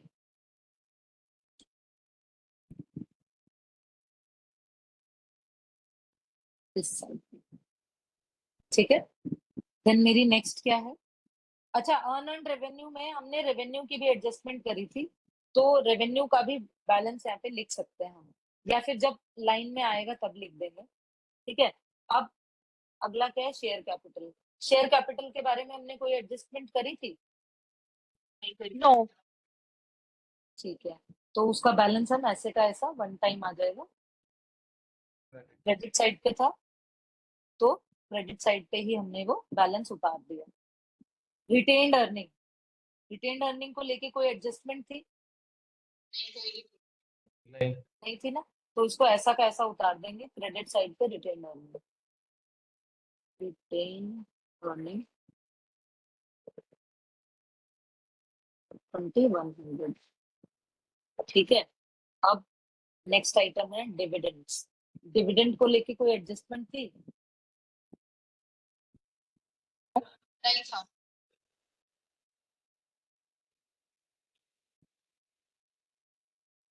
1400।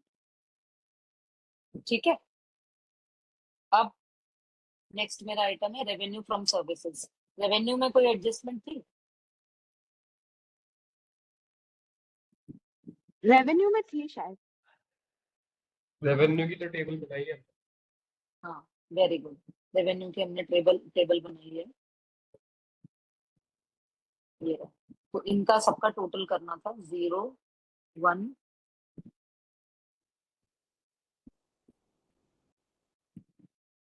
9010। ठीक है, और ये किस साइड का बैलेंस है? क्रेडिट साइड का Credit side. बैलेंस है। तो हम कहाँ लिखेंगे? Credit side.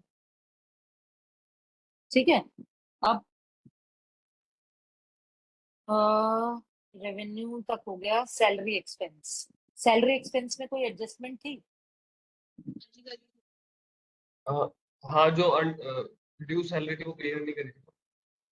अक्रूड वाला करा था ना। एक्रूड सैलरी वाला।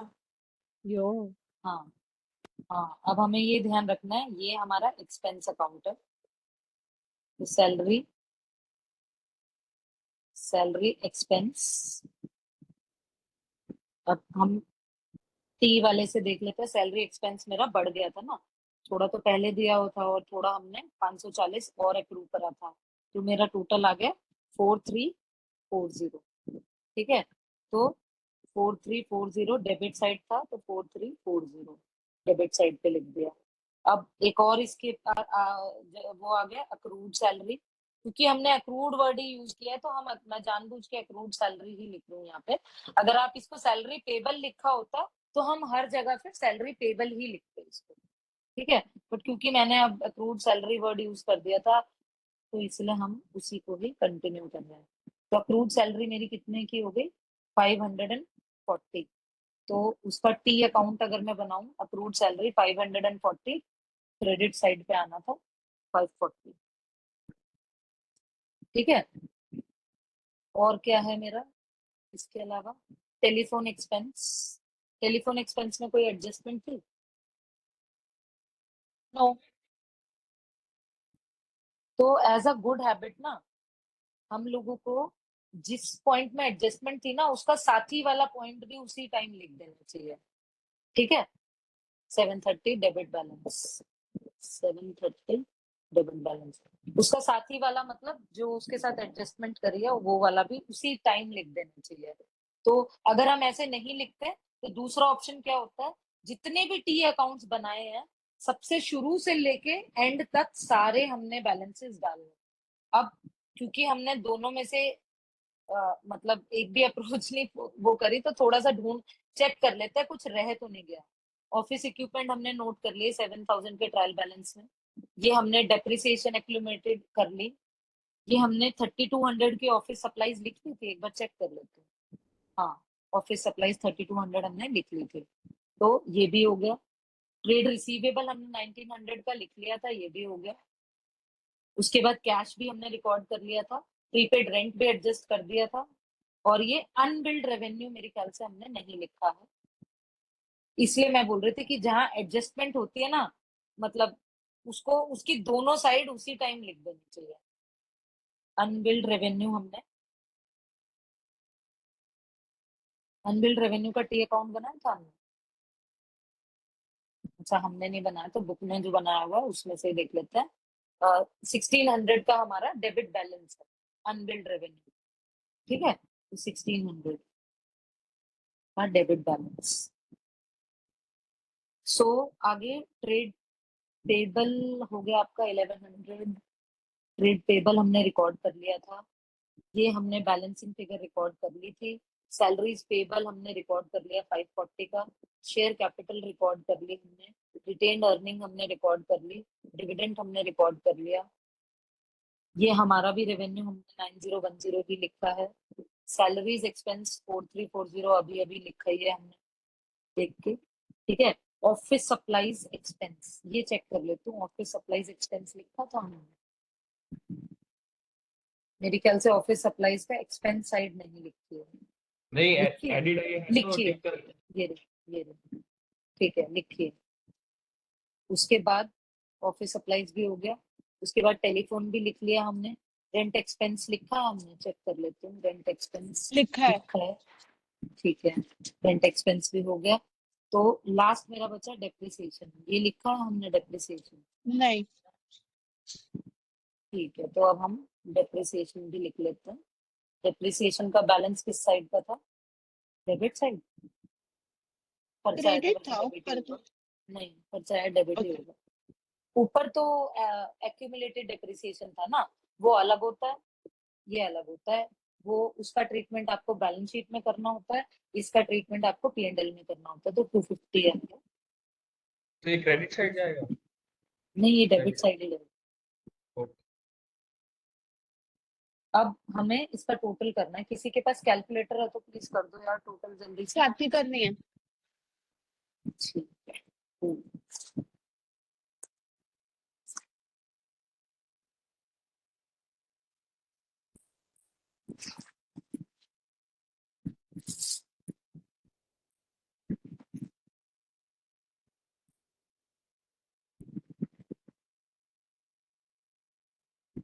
7,000 बताया नहीं। कर रहे हैं अभी। अच्छा,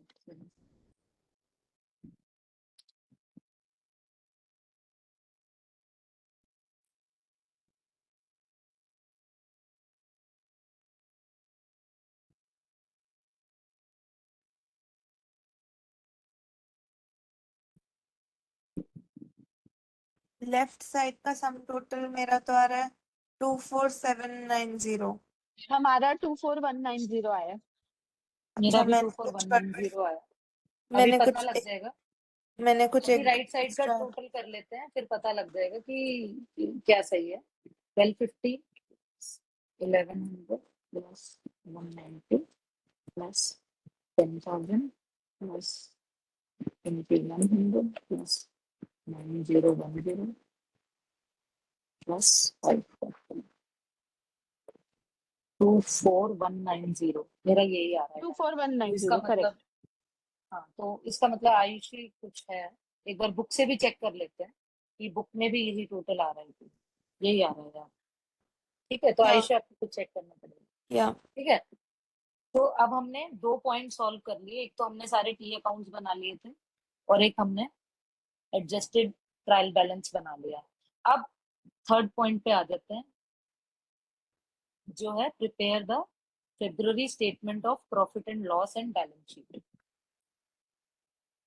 ठीक है, तो 2 स्टेटमेंट बनानी है, profit and loss and balance sheet.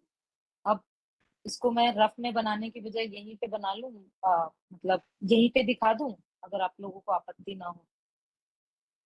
ठीक है यार, आपने ये ठीक, कैटेगराइजेशन हर एक उसकी बताओगे बेसिकली कि कौन सा किस में जाता हाँ, है ना? हर एक की बताएंगे। हाँ, एसेंशियली यही है। नहीं, एसेंशियली हाँ, बनाना स्टेटमेंट अब नेक्स्ट स्टेप यही है ना, हर एक को ऊपर वाली को आप ढूंढोगे कि उसमें डालूं हाँ, या उसमें डालूं। बिल्कुल, बस बिल्कुल एब्सोल्युटली यही है। और उसी से ही हमारा एक्यूरेट आंसर भी आएगा, एकदम सही सही प्लॉट करने से। ठीक है, तो बिफोर हम आंसर देखें, हम एक बार लिख लेते हैं कि किसको कहाँ जाना चाहिए, ये इस आइटम को कहाँ एग्जैक्टली जाना चाहिए आपके अकॉर्डिंग। जल्दी बोल दो यार। ऑफिस इक्विपमेंट है, हाँ लॉस। पत्ती जमीन, एसेट्स है हमारा। हाँ, ठीक है, इसका मैं अभी बताती हूँ। ये ना एक्चुअली एसेट ही साइड पे आपको एडजस्ट करना होता है एसेट के बैलेंस से। तो अभी के लिए हम इसको एसेट ही साइड लेते हैं। ठीक है, ये मैं लेकिन अभी दिखाती हूँ आपको। ऑफिस सप्लाईज क्या होता है हमारा? एसेट हम ये हुआ, डीलर, एक्सपेंस हुआ, नहीं एसेट हुआ, एक मिनट सप्लाईज, हम, हाँ, सप्लाईज एसेट हुआ। ठीक है, हाँ, एक्सपेंस वर्ड लिखा होगा ना तब वो एक्सपेंस एक्सपेंस में होता है। ठीक। अदरवाइज सप्लाईज में याद रखना कंफ्यूजिंग हो जाता है कि क्योंकि वो एसेट भी हो जाता है और वो ही हमारा वो भी हो जाता है। पूजा, ठीक आप है, कुछ कह रहे रचिता, थे? हाँ, ये हाँ, हम डीलर वाला कैटेगराइजेशन कर रहे हैं या हम बैलेंस शीट में जाएगा या उसमें जाएगा, ये वही कैटेगराइजेशन वही कर रहे जो हैं? कुछ भी बोलो उसे, you may call it anything, but this is same. चाहे आप इसे डीलर वाला कैटेगराइजेशन बोलो, चाहे आप इसे बैलेंस शीट में पहुंचाने के लिए वाला बोलो, मतलब ठीक, वही रहेगा, सेम ही होगा। ठीक है, ठीक है। और एक्यूमुलेटेड डेप्रिसिएशन आपने क्या लिखा है? एसेट ही लिखा है? अभी एसेट ही लिखा है, लेकिन इसको मैं एडजस्ट बताऊंगी। एडजस्ट करते हैं इसको हम इसकी वैल्यू के साथ, वो मैं दिखा दूंगी, नीचे आएगा बुक। ठीक ओके है, जी, ओके तो ओके ओके। तो ऑफिस सप्लाईज मेरा एसेट होता है। ट्रेड रिसीवेबल क्या होता है मेरा? Trade liability, receivable, liability. क्योंकि नहीं। रेवेन्यू है। अरे दोस्तों, रिसीव करना है ना, रिसीवेबल है मतलब मुझे, मैंने रिसीव करना है ये, तो मेरा एसेट है। मिलेगा मेरा asset होगा। पेबल वर्ड जो होता है, मतलब पेबल इज जो मैंने पे करना है, रिसीवेबल वर्ड मतलब जो मेरे पास, मेरा इन द सेंस कंपनी के पास आना है। Yeah. यार ठीक है, डीलर का आर क्या है? डीलर का आर क्या होता है? रेवेन्यू। Revenue. रेवेन्यू। तो रेवेन्यू भी तो आना ही होता है। लेकिन ओके, रेवेन्यू हम जो बिल्कुल सही बोला, आना होता है। लेकिन आपने, कल हमने ग्रोसरी शॉप वाले का एग्जांपल लिया था पूजा, कि रचिता एक ग्रोसरी शॉप पे है एंड पूजा आई, शॉपिंग करी 9,000 की और बोला मेरे अकाउंट में लिख लो। ठीक है, तो उस टाइम पे मैंने 9,000 का रेवेन्यू तो मैंने बुक कर लिया क्योंकि मेरी सेल हो चुकी है, करेक्ट। हम्म, लेकिन क्या मेरे को पैसे मिल गए हैं? नहीं। पूजा ने तो ये बोल के निकल गई कि जी मेरे नाम पे लिख दो। तो ये trade receivable is nothing but लोगों के नाम पे लिखा हुआ पैसा जो अभी मेरे को आया नहीं है, बट रेवेन्यू है मेरा, मतलब रेवेन्यू मैंने बुक कर चुकी हूँ। तो हर एंट्री के दो इम्पैक्ट होते हैं, मैंने बताया है, राइट। तो इसके भी दो, जब कल 9,000 की पूजा ने मेरे से आइटम लिया, तो मेरी बुक्स में मैंने क्या एंट्री करी थी? Pooja account debit to revenue account. तो रेवेन्यू तो मेरा था ही, यू आर एब्सोल्युटली राइट कि रेवेन्यू मेरा था ही, लेकिन मुझे पूजा ने कैश एंट्री नहीं करवाई ना, पैसे तो दिए नहीं है अभी, तो कैश तो कहीं आया नहीं है। तो पूजा के नाम पे कहीं तो रिकॉर्ड रखूंगी ना अपनी बुक्स में कि भैया ये पैसे लेने भी है मुझे पूजा से। ठीक है। ठीक है, तो उसी पूजा को, क्योंकि मैं, हमने कल भी डिस्कस किया था कि पूजा के अलावा किराने की दुकान पे तो हजारों टाइप के लोग आएंगे ना, भाई मेरा 100 रुपए की सिगरेट ली है तो इसको अपडेट लिख दे भाई, खाते में लिख दे, मंथ के एंड में क्लोज करूंगा।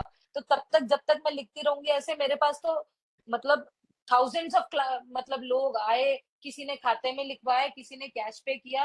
तो जिन जिन ने भी खाते में लिखवाया सबके नाम का लेजर अकाउंट नहीं खोलती, इसलिए सबको एक साथ कैटेगराइज कर देते हैं हम। ट्रेड रिसीवेबल भी बोल देते हैं उनको, सन्ड्री डेटर भी बोल देते हैं, या फिर डेटर्स भी बोल देते हैं, या फिर एक और टर्म अकाउंट्स रिसीवेबल भी बोल देते हैं। ये ठीक है, समझ आ गया। बस ये बता दो कि रेवेन्यू का एक एग्जांपल दे दो कि फिर आप किस टाइप के उसको डीलर के आप आर में क्वेश्चन में, डालते हैं। आप क्वेश्चन में आगे बढ़ोगे ना, अभी आपको समझ में आ जाएगा। ठीक है, थोड़ा ठीक सा है, आगे ओके। बढ़े, वैसे हम हाँ जी। पीछे चलते हैं, आगे बढ़ने की बजाय हम पीछे चलते हैं। ये हमने रेवेन्यू देखा था यहाँ पे, रेवेन्यू फ्रॉम सर्विसेज। हम्म। ठीक है, तो ये मेरे पास ट्रायल बैलेंस में ओरिजिनली आ रहा था 7,200 का रेवेन्यू, अगर आपको यहाँ दिख रहा है, रेवेन्यू फ्रॉम सर्विसेज। हम्म। ठीक है, उसके बाद हमने एडजस्टमेंट एंट्री करी थी 1,600 की, तो वो मेरा टी अकाउंट में कैसे दिख रहा था? रेवेन्यू, चला गया, ये रहा। तो ये रही वो 1,600 की एंट्री। अब आप अगर इस बात को नोट करो, तो जिसके पैसे अभी आपको नहीं मिले हैं वो भी रेवेन्यू है, जिसके हम्म। मिल के रखे गए हमारे कैश अकाउंट में एडजस्ट भी हो गए होंगे वो भी हम्म। रेवेन्यू है, और जिसके हम्म। हमें एडवांस में मिले हुए थे लेकिन अभी तक अनअर्न था, तो सर्विस हम्म। देने के बाद वो भी रेवेन्यू है। ठीक है। ठीक है, तो रेवेन्यू मतलब मेरी टोटल सेल्स कितनी हुई है, तो टोटल सेल्स मेरी 9,010 हुई है। तो वो अभी हम आगे देखेंगे, नीचे आएगा क्योंकि ट्रायल बैलेंस में। ओके। बट बट रेवेन्यू मेरा 9,010 है, यू आर एब्सोल्युटली राइट। लेकिन इसका मतलब हम्म। ये तो नहीं है ना कि मैं ट्रेड रिसीवेबल रिकॉर्ड नहीं करूंगी अब, राइट। ठीक है, ट्रेड समझ गई। रिसीवेबल तो मैं रिकॉर्ड करूंगी ना कि मुझे किससे कितने पैसे लेने हैं। समझ गई। ठीक है, तो कैश मेरा क्या होता है? एसेट।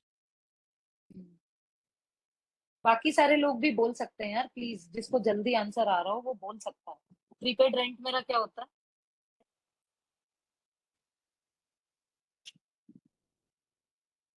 एसेट है, किसी को डाउट तो नहीं है? नहीं. ठीक है, अनबिल्ड रेवेन्यू क्या होगा? अनबिल्ड रेवेन्यू लायबिलिटी होगा। लाइबिलिटी तो नहीं है ये मेरा, क्योंकि रेवेन्यू है ना, बस मैंने अभी इसको बिल नहीं किया। तो इसका वो किस में इसका जाएगा? रेवेन्यू ही इसका बोलते हैं। ट्रीटमेंट अभी क्वेश्चन मार्क रख देते हैं, मुझे भी देखना है इन्होंने अनबिल्ड रेवेन्यू को कैसे किया है, क्योंकि बट ओरिजिनली LER में इफ ही यू होगा ना रिमेम्बर फिर। मैं तो इसे यहीं पे लिखना चाहती थी, राइट। ट्रेड मेरे लिए एक तरीके का trade it is a receivable trade receivable या है, या लेकिन बुक वाला हमें ये समझाना चाह रहा है कि अनबिल्ड रेवेन्यू का मतलब, वो कैटेगराइजेशन उसने डिफरेंट क्यों करी है, उसने डिफरेंट इसलिए करी है क्योंकि अभी उसने ये बिल नहीं किया है। जब तक हमने बिल नहीं किया होता ना, तब तक हम डिफरेंट कैटेगराइजेशन रखते हैं। ये बुक वाला हमें समझाना चाहता है, तो ये रहेगा वैसे हमारा एसेट ही, बट देखते हैं हम ये अलग ही रिप्रेजेंट करेंगे, ठीक है। अच्छा, ट्रेड पेबल क्या होता है? एक मिनट रचिता, एसेट क्यों बोल दिया? LER में कुछ होगा ना, लाइबिलिटी या फिर ये रेवेन्यू। एसेट तो बिल्कुल भी नहीं होगा। रेवेन्यू में तो ले लिया ना पूजा, ये रहा रेवेन्यू, रिमेम्बर, रेवेन्यू में तो ऑलरेडी कंसिडर कर लिया ना। और ऊपर अनबिल्ड वाला भी तो, अच्छा वो लेफ्ट साइड पे है, okay double okay. Entry effect होता है ना, एडजस्टमेंट वाली एंट्री का डबल हाँ एंट्री हाँ, इफेक्ट होता है, तो ठीक एक है ठीक है। रेवेन्यू में गया इफेक्ट और एक यहाँ पे है, ठीक है। ठीक है चलो ठीक है। अब आगे ट्रेड पेबल में चलते हैं हम, ये क्या होता है हमारा? थोड़ी सी जल्दी लाइबिलिटी। बताओ यार। गुड, लाइबिलिटीज, ठीक है। अनअर्न रेवेन्यू क्या हो गया? लाइबिलिटी। गुड। सैलरीज पेबल क्या हो गया? लाइबिलिटी। लायबिलिटी या कूल। शेयर कैपिटल क्या हो गया? Share capital equity. इक्विटी। हाँ, डीलर वाले का इक्विटी। रिटेन्ड अर्निंग में क्या हो गया? Retained earnings return is earning revenue. Asset. नहीं, एसेट। ये इक्विटी, अच्छा रिटेन्ड अर्निंग है, इट अच्छा has sorry, to be, liability. Liability. Equity, liability. Equity. आपने पहले थोड़ी देर पहले बोला था कि अभी हमने दी नहीं है, बट हमारी वो लाइबिलिटी है एक तरह नहीं से। ये हाँ, ये रिटेन्ड अर्निंग कंपनी, है जो एज अ प्रॉफिट गेन हुआ है और फिर वो आप बाद में डिवाइड करोगे, करेक्ट। हाँ वो लाइबिलिटी होता है। ऐसे तो इक्विटी भी मेरी एक तरीके की लाइबिलिटी होती है, ऐसे ही लिखते हैं ना हम, asset is equal to liabilities plus equity, ठीक है। तो ये पूरी साइड जो होती है ये ऑब्लिगेशन साइड ही होती है मेरी, ये पूरी साइड ही ऑब्लिगेशन होती है। तो ये एक तरीके से है तो ऑब्लिगेशन ही, बट हम इसको इक्विटी में कैटेगराइज करते हैं इन दोनों ऑब्लिगेशंस को, ठीक है। तो इंस्टेड ऑफ लाइबिलिटी बोलने के, if I am saying obligation, तो वो सही लग रहा है आप लोगों को कि ये दोनों ही चीजें ये ऑब्लिगेशन है, ठीक है। लेकिन बस थोड़ी सी डिफरेंट कैटेगराइजेशन है, एक ऑब्लिगेशन को हम इक्विटी कॉल आउट कर रहे हैं, बाकी ऑब्लिगेशंस को हम लाइबिलिटी कॉल आउट कर रहे हैं, ठीक है। ठीक है। फिर आ गया मेरा डिविडेंड। डिविडेंड तो डी है ही। हाँ, डिविडेंड तो डी है ही, तो ये मेरा, लेकिन डिविडेंड मेरा डी है, बट ये मेरा जाएगा P&L अकाउंट में, पर पी हाँ P&L अकाउंट में जाएगा, ठीक है। अब आगे चलते हैं, रेवेन्यू फ्रॉम सर्विसेज, ये मेरा क्या हो गया? रेवेन्यू, और इसको मैं क्या भी बोल सकती हूँ? इनकम, ठीक है। सैलरीज एक्सपेंस खुद ही लिखा हुआ है इसने, खुद ही चीख चीख के बोल रहा है मैं एक्सपेंस, हाँ एक्सपेंस है। ये भी मुझे यही बता। कि मैं भी एक्सपेंस हूँ, टेलीफोन भी एक्सपेंस है, रेंट भी, डेप्रिसिएशन भी। ठीक है, हाँ ये सारे मेरे एक्सपेंस हो गए। अब हमें स्टेटमेंट बनानी है। अब हम चेक करते हैं कि हमने जो सोचा था जिस स्टेटमेंट में पहुंचाने की, क्या चीजें उसी स्टेटमेंट में पहुंची हैं, ठीक है। तो पहले हम चेक कर लेते हैं, इन्होंने पहले फाइनेंशियल स्टेटमेंट क्या बनाई है? बैलेंस शीट, ठीक है। सो बैलेंस शीट में देखते हैं, इन्होंने दिखा दिया प्रॉपर्टी प्लांट एंड इक्विपमेंट्स 55750। अब ये कैसे आया? कोई गेस कर सकता है? बस मैथमेटिक्स ही लगानी है, एक तो प्लस स्मार्ट सबमिशन है क्या जो हमने ऊपर कैलकुलेट करा? प्रॉपर्टी प्लांट एंड हाँ। इक्विपमेंट, तो बेसिकली एक तो रेंट लिया होगा इसमें और इक्विपमेंट इक्विपमेंट का ये का। दोनों लिए हाँ राइट, रेंट वेंट इक्विपमेंट नहीं एंड लिया, रेंट। एक्सपेंस नहीं ले सकते आप, अच्छा आपने ये दोनों लिए। तो डेप्रिसिएशन मैं माइनस बोल करा होगा। नहीं नहीं, अब सुनो सुनो सुनो सुनो, ये बात यहाँ पे ध्यान देना। ये वर्ड एक्यूमुलेटेड डेप्रिसिएशन, जब डेप्रिसिएशन वर्ड के साथ जब एक्यूमुलेटेड वर्ड आ जाए ना, तो हम उसको एसेट साइड पे दिखाते हैं, लेकिन कैसे? नेट ऑफ करके, इन दोनों को नेट ऑफ करके। मैंने बोला था ना इसका एक स्पेशल ट्रीटमेंट होगा, इसलिए वो दिखाएंगे हम बाद में। तो 7,000 माइनस 1250 कितना बना आपका? 5750, है ना?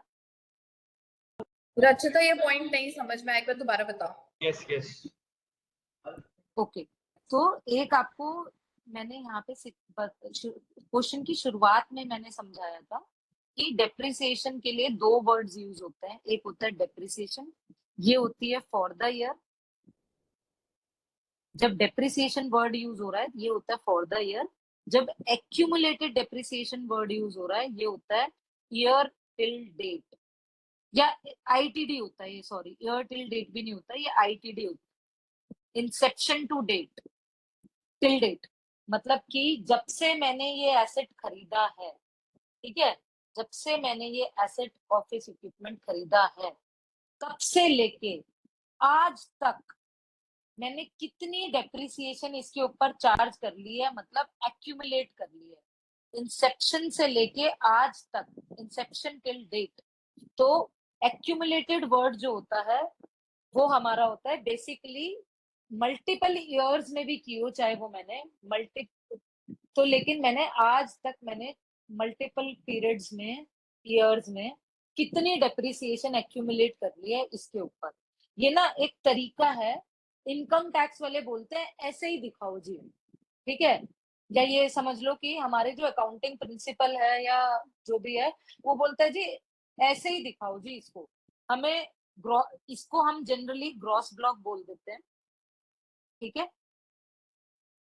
और जब ग्रॉस ब्लॉक में से एक्यूमुलेटेड डेप्रिसिएशन आप लेस कर देते हो ना, तो उसको बोल देते हैं हम नेट एसेट्स, मतलब बेसिकली, ठीक है? तो वही ट्रीटमेंट यहाँ पे एक्चुअली में इन्होंने करके दिखाया है। आई वुड हैव अप्रिशिएटेड कि अगर इस भाई ने यहाँ पे छोटा सा लिख दिया होता इधर कि 7,000 रुपए माइनस एक्यूमुलेटेड डेप्रिसिएशन 1250, और तब जाके मैं ये आंसर लेके आया, तो आप लोगों को और इजी हो जाता समझना, बट किया इसने यही। रजिता, हम ये भी तो मान सकते हैं ना कि ये करंट वैल्यू इक्विपमेंट, अगर सपोज हम सेल करने जाते हैं तो नहीं डेप्रिसिएशन माइनस करके। नहीं, ये बुक वैल्यू है इक्विपमेंट की, करंट वैल्यू नहीं है। सेल करने जाओगे तो हो सकता है कोई आपको इसके 6,000 ऑफर कर दे, हो सकता है कोई आपके इसके 4,000 भी ऑफर कर दे, ठीक है? ये हमेशा बुक वैल्यू होती है। ठीक। जब आप इक्विपमेंट की ओरिजिनल वैल्यू में से, ओरिजिनल यानी जो कि आपने परचेज किया था जिसमें, ओरिजिनल वैल्यू में से जब आप उसकी एक्यूमुलेटेड डेप्रिसिएशन कम कर देते हो, तो वो आपकी नेट बुक वैल्यू आ जाती है of the asset.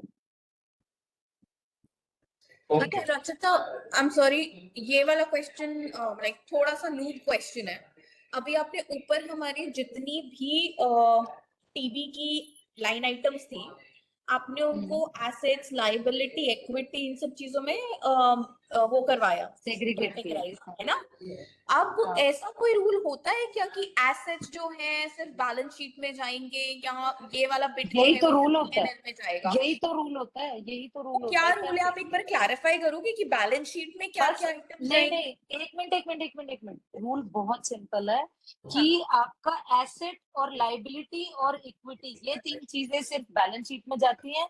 Income and expenses ये आपके इनकम एंड एक्सपेंस रिपोर्ट में जाते हैं। नाम से ही क्लियर है कि बैलेंस शीट में आपके क्योंकि ये आपकी जो वो भी अकाउंटिंग बैलेंसिंग आइटम्स आएंगे बेसिकली, क्योंकि asset is equal to liability plus equity, वो बैलेंसिंग इक्वेशन होती है। तो जो भी बैलेंसिंग आइटम्स होंगी इन तीनों, यानी ये जो तीनों चीजें हैं वो बैलेंस शीट में जाएंगी। और जो हाँ। भी रेवेन्यू रिलेटेड, इनकम रिलेटेड चीजें होंगी, आपके एक्सपेंसेस, आपके रेवेन्यू, ये सब आपके P&L में जाएंगे। यही लॉजिक है? हाँ अंडरस्टूड, यही लॉजिक। अंडरस्टूड, यही ठीक है। पूछना था। हाँ जी। ठीक है, अब हम आगे गए, हमने इन्वेंट्रीज देखी 3200 की। तो इन्वेंट्रीज को हमने, इन्होंने ऑफिस सप्लाईज को अब इन्वेंट्रीज लिख दिया। कुछ भी कर रहे हैं आप, ऑफिस सप्लाईज भी लिख सकते हो, आप इन्वेंट्रीज भी लिख सकते हो। इन्होंने क्या करा, ये नॉन करंट एसेट की डेफिनेशन याद है ना आप लोगों को? जो जिसकी भी बेनिफिट आपको 1 साल से ज्यादा अभी मिलने वाला है, वो आपके नॉन करंट एसेट होते हैं। देन आपकी नेक्स्ट क्लासिफिकेशन आती है करंट एसेट। ठीक है, करंट एसेट मतलब जिसका बेनिफिट आपको नेक्स्ट 12 मंथ्स में मिलने वाला है। ठीक है, तो करंट एसेट में इन्वेंट्रीज, और आप इसको ऑफिस सप्लाईज भी लिखते तो कोई गलती नहीं करते। ठीक है, तो ऑफिस सप्लाईज 3200 यहाँ पे हमने रिकॉर्ड कर दी, एसेट बोला था हमने। नेक्स्ट आपका है ट्रेड रिसीवेबल, वो भी इन्होंने यहाँ पे एक्नॉलेज कर लिया। नेक्स्ट उससे आपका है कैश, वो भी इन्होंने यहाँ पे एक्नॉलेज कर लिया। और बाकी सबको इन्होंने बोल दिया अदर करंट एसेट में क्लासिफाई कर दिया। अगर आप सबको इंडिविजुअली भी लिख के आ जाओगे ना पेपर में, तो कोई गलती नहीं करोगे। ठीक है, वो भी कोई गलती नहीं होगी।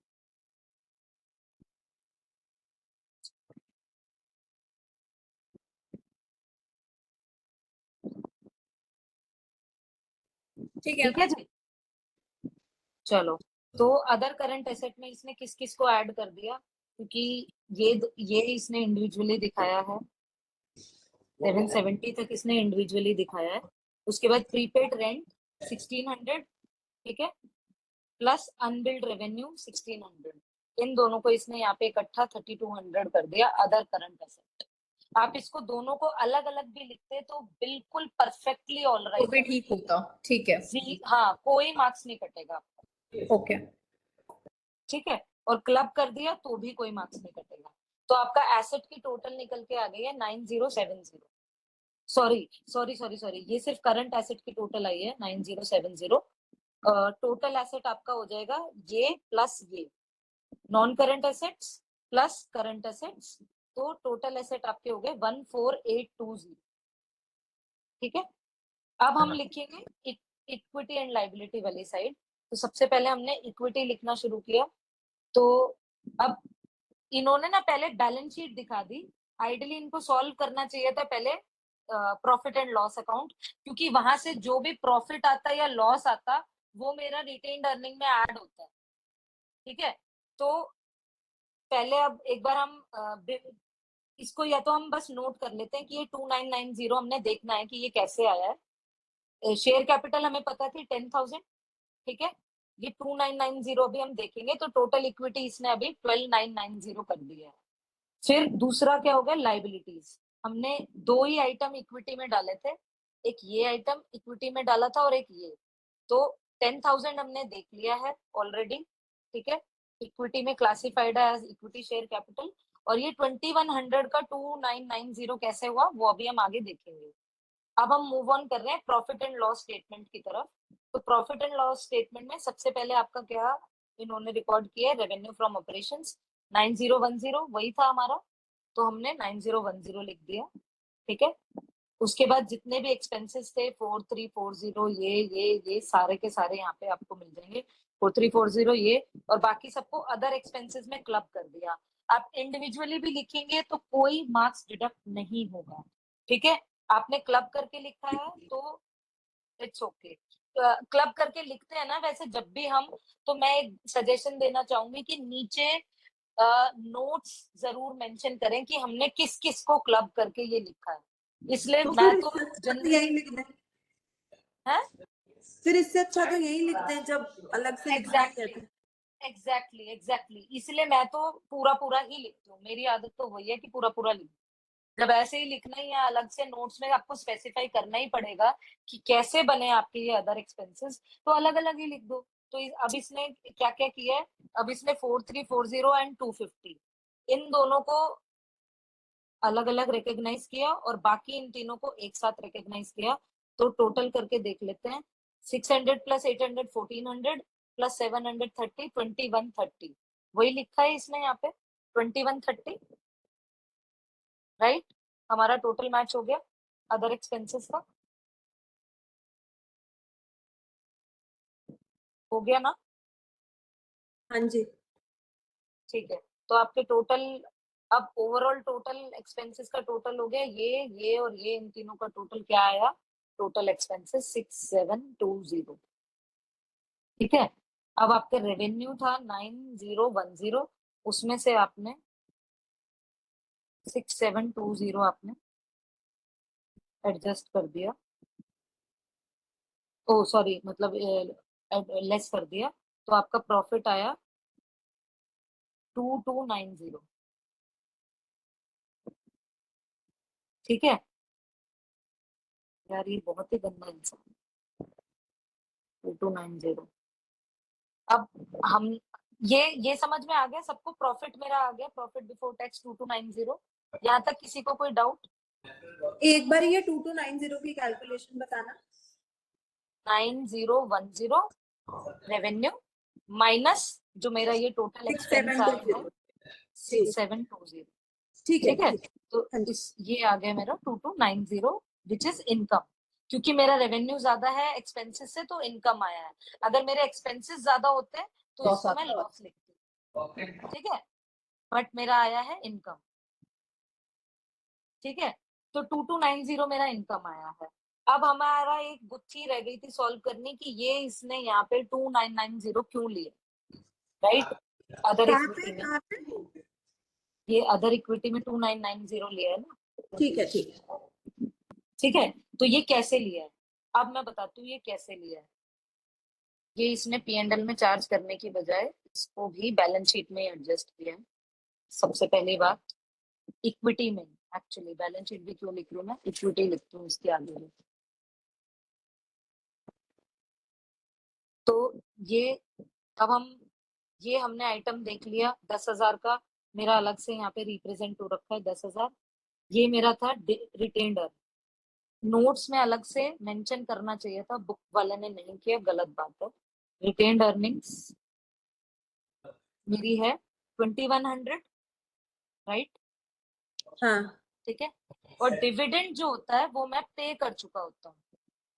डिविडेंड जो होता है वो मैं, डिविडेंड मीनिंग होता है अगर ट्रायल बैलेंस में डिविडेंड आ रहा है ना, इसका मतलब वो मैंने ऑलरेडी पे कर दिया है, तो रिटेन्ड अर्निंग में से मेरा लेस हो जाएगा। ठीक है, उसको मैं डिविडेंड के आगे लिख देती हूँ, बट ये डिविडेंड मेरा 1500 लेस ट्रायल बैलेंस में आ रहा है। ठीक है, और मेरा प्रॉफिट आया है 2290, तो करंट ईयर प्रॉफिट मेरा ऐड हो जाता है रिटेन्ड अर्निंग्स में, तो ये मेरा ऐड हो जाएगा 2290। अब कोई प्लीज मेरे को ये करके बता दो वो कैलकुलेटर पे, 2100 499 600 ऐड हो जाएगा, 600 2890 आ जाएगा, ठीक है, 2890। 2890 आ गया। आई थिंक वो 1400 है डिविडेंड शायद, अभी क्या तो डिविडेंड 14 डिविडेंड हाँ कहाँ लिखा है? डिविडेंड 1400। तो 700 ऐड होगा तो 2990 आएगा। अच्छा, ये रहा ओ डिविडेंड सॉरी, मुझे मेंशन। पता नहीं, हाँ सॉरी, मुझे पता नहीं क्यों 1500 याद रह गया था, सॉरी सॉरी। तो ये आपका 1400 एडजस्ट हुआ, तो ये अब आपका आया 2990। ये मैंने, इसने यहाँ बुक वाले ने टोटल लिख के दिखा दिया, आप एक सेपरेटली चीज लिख के दिखाओगे तो भी कुछ गलत नहीं। यार, एक चीज दोबारा से क्लैरिफाई करनी पड़ेगी। तो बेसिकली रिटेन्ड अर्निंग्स हमारी वो थी जो हमने रख ली थी अपने पास, ठीक है। करेक्ट, अब आपको कैसे पता कि इसी 2100 में से हमने डिविडेंड दिया होगा? क्या पता हमारी 3500 की रिटेन्ड अर्निंग्स थी और उसमें से हमने 1400 दिया होता डिविडेंड। तो ये आपने कैसे फिगर आउट किया? समझ रहे हो, मतलब डिविडेंड पे आउट करने हाँ के तो बाद भी तो रिटेन्ड अर्निंग्स हो सकती है 2100 की। एक्चुअली ये दोनों ही ट्रायल बैलेंस में आ रहे थे आपके ओरिजिनली, अगर आप क्वेश्चन में ध्यान दो तो ये दोनों ही ट्रायल बैलेंस में आ रहे थे। ये दिख रहा है आपको यहाँ पे हाँ दिख रहा है, बिल्कुल दिख रहा है। 2100 एंड 1400। तो जब दोनों चीजें ट्रायल बैलेंस का पार्ट होता है ना, उसका मतलब ये होता है कि एडजस्टमेंट ऑलरेडी हो चुकी है। एग्जैक्टली तो मतलब अब आप फिर दोबारा क्यों एडजस्ट कर रहे हो? 21 माइनस 14 क्यों कर रहे हो? क्या पता ये एडजस्टमेंट अब होने के बाद ही 21 और नहीं, 14 अब हो। मैंने एडजस्टमेंट नहीं करी है ना, अब तो मैंने इसको बस रिप्रेजेंट किया है कि इसको मैं बैलेंस शीट और प्रॉफिट एंड लॉस में रिप्रेजेंट कैसे करती हूँ। यार लेकिन आपने 21 माइनस 14 करी तो दिया ना, तो एडजस्टमेंट आपने करी है फिर।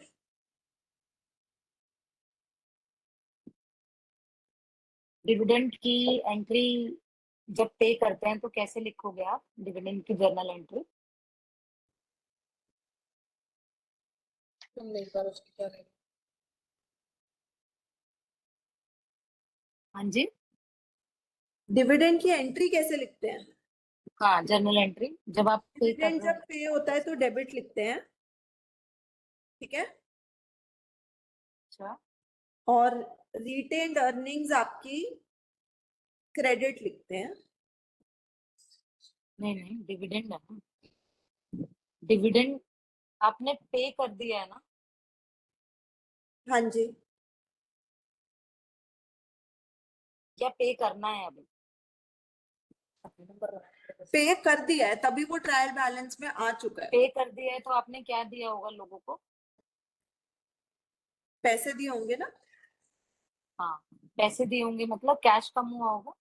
हाँ जी, कैश कम कैश होने का मीनिंग क्या हुआ कि क्रेडिट, मेरा एस एसेट हाँ, डिक्रीज हुआ है मींस एसेट मेरा डिक्रीज हुआ है। तो आपने ये एंट्री की होगी, dividend account debit debit to cash to account credit. Cash account credit, ठीक है, हाँ जी। 1400 की। हम्म। अब ये जब ट्रायल बैलेंस में रिफ्लेक्ट कर रहा है, ये उसका मीनिंग ये आया है कि जब मैंने इन दोनों के फिर मैं टी अकाउंट भी बनाए होंगे, करेक्ट सही बात है। है ना? तो जब मैंने डिविडेंड का टी अकाउंट बनाया होगा तो मैंने क्या लिखा होगा? यही जो ऊपर लिखा है। डेबिट बैलेंस, हम्म। डेबिट साइड पे 1400। हम्म। डिविडेंड का जब मैंने लेजर अकाउंट बनाया है तो डिविडेंड अकाउंट 1400 यही रहा होगा, राइट? और हाँ क्या जी, उसी जगह एक कैश का भी बना होगा, और कैश में मैंने ये 1400 यहाँ पे क्रेडिट बैलेंस कर दिए होंगे, ठीक है। ठीक है। जब आप इस डिविडेंड को टी अकाउंट को, अभी हमने ट्रायल बैलेंस कैसे बनाया है, ये वाला भी एडजस्टेड ट्रायल बैलेंस हमने कैसे बनाया है, जितने भी मेरे टी अकाउंट्स थे उन सबके बैलेंसेस मैंने यहाँ लिखे हैं, तब मेरा ट्रायल बैलेंस बना था। सही बात है। तो डिविडेंड का भी ये टी अकाउंट का बैलेंस मैंने यहाँ लिखा होगा।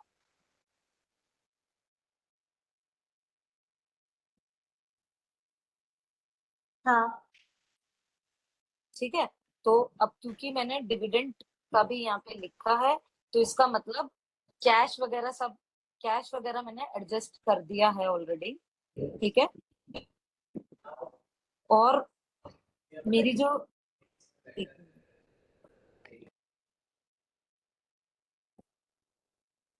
मेरी जो ये डिविडेंड की जो रिप्रेजेंटेशन है, वो मैं फिर रिटेन्ड अर्निंग में से अपनी एडजस्ट, वैसे अब मुझे पूजा का लॉजिक समझ में आ रहा है, पूजा को डाउट क्यों आया कि ऑलरेडी रिटेन्ड अर्निंग में से भी एडजस्ट हो जाना चाहिए था, वही मैं कह रही हूँ। बट क्योंकि हमने कैश में पे किया है तो हमने टी अकाउंट ये दोनों बनाए, राइट। और रिटेन्ड अर्निंग्स को हमने एडजस्ट नहीं किया, मुझे नहीं समझ आया क्यों नहीं किया। इसका मैं फिर आपको सॉल्यूशन बाद में ढूंढ के दे दूंगी, कोई बात नहीं, ठीक। ठीक है। अभी के लिए मतलब ये मैंने अभी के लिए, 2290 कैसे आया वो हाँ, बताया। अभी के लिए द रूल इज कि पहले हम लोग पीएनएल बनाए ताकि जो एंड वाला प्रॉफिट है वो हमारा इधर एसेट्स में चला जाए। अभी के लिए हमें ये रूल याद रखना है। करेक्ट, और जो हमने ट्रायल बैलेंस है उसमें हमने ये फाइंड आउट करना है कौन सा सॉरी, मेरा किस इक्विटी, स्टेटमेंट एक में मिनट, जाएगा। इक्विटी में चले जाए। ऊपर वाले में इक्विटी में जाएगा, कहाँ जाएगा? इक्विटी में, इक्विटी, अदर इक्विटी में, ठीक है। ठीक है। और जितने ठीक भी है, ठीक ट्रायल बैलेंस के मेरे आइटम होते हैं उनको क्लासिफाई कर लेते हैं हम कि कौन सा एसेट, कौन सा लाइबिलिटी, कौन सा इक्विटी, कौन सा रेवेन्यू, कौन सा एक्सपेंस, कौन सा क्या, एंड देन जब हमने क्लासिफिकेशन पूरी कर ली ट्रायल बैलेंस में, तब हम उसको ठीक है। इनकम अकाउंट पहले बनाएंगे एंड देन फिर बैलेंस शीट बना लेंगे। ये एक्चुअली रिप्रेजेंट हमेशा पहले ना, मतलब रिप्रेजेंट पहले हमेशा बैलेंस शीट करते हैं और फिर इनकम अकाउंट। तो जब हम क्वेश्चन सॉल्व कर रहे होंगे ना, तो आप एक काम करना, बैलेंस शीट का फॉर्मेट पहले बना देना, ठीक है। सिर्फ फॉर्मेट मतलब एक ये ड्रॉ कर लेना, जो ये फॉर्मेट होता है ये पहले बना लेना, और अगले पेज पे, पूरे पेज पे रेवेन्यू का बना मतलब P&L का बना लो, ठीक है। तो और अदर इक्विटी वहां वाला से सेक्शन खाली छोड़ दे। हाँ, मतलब चाहे बैलेंस शीट ही पूरी खाली छोड़ दो, चाहे साथ ही साथ भरते जाना है तो भरते चले जाओ, ठीक है। नहीं तो अभी खाली छोड़ दो बैलेंस शीट। मैंने बेसिकली एक ब्लैंक पेज छोड़ दो पहले बैलेंस शीट के लिए, क्योंकि रिप्रेजेंटेशन ऐसे होती है कि पहले बैलेंस शीट दिखाते हैं फिर वो दिखाते हैं, इसलिए शायद इस बुक में ऐसे ही किया हुआ है, ठीक है। लेकिन सॉल्व पहले आप ये वाला करो। ठीक है, ठीक है। किसी को कोई डाउट है? नहीं, रिकॉर्डिंग स्टॉप कर दो, फिर आगे बात करते हैं।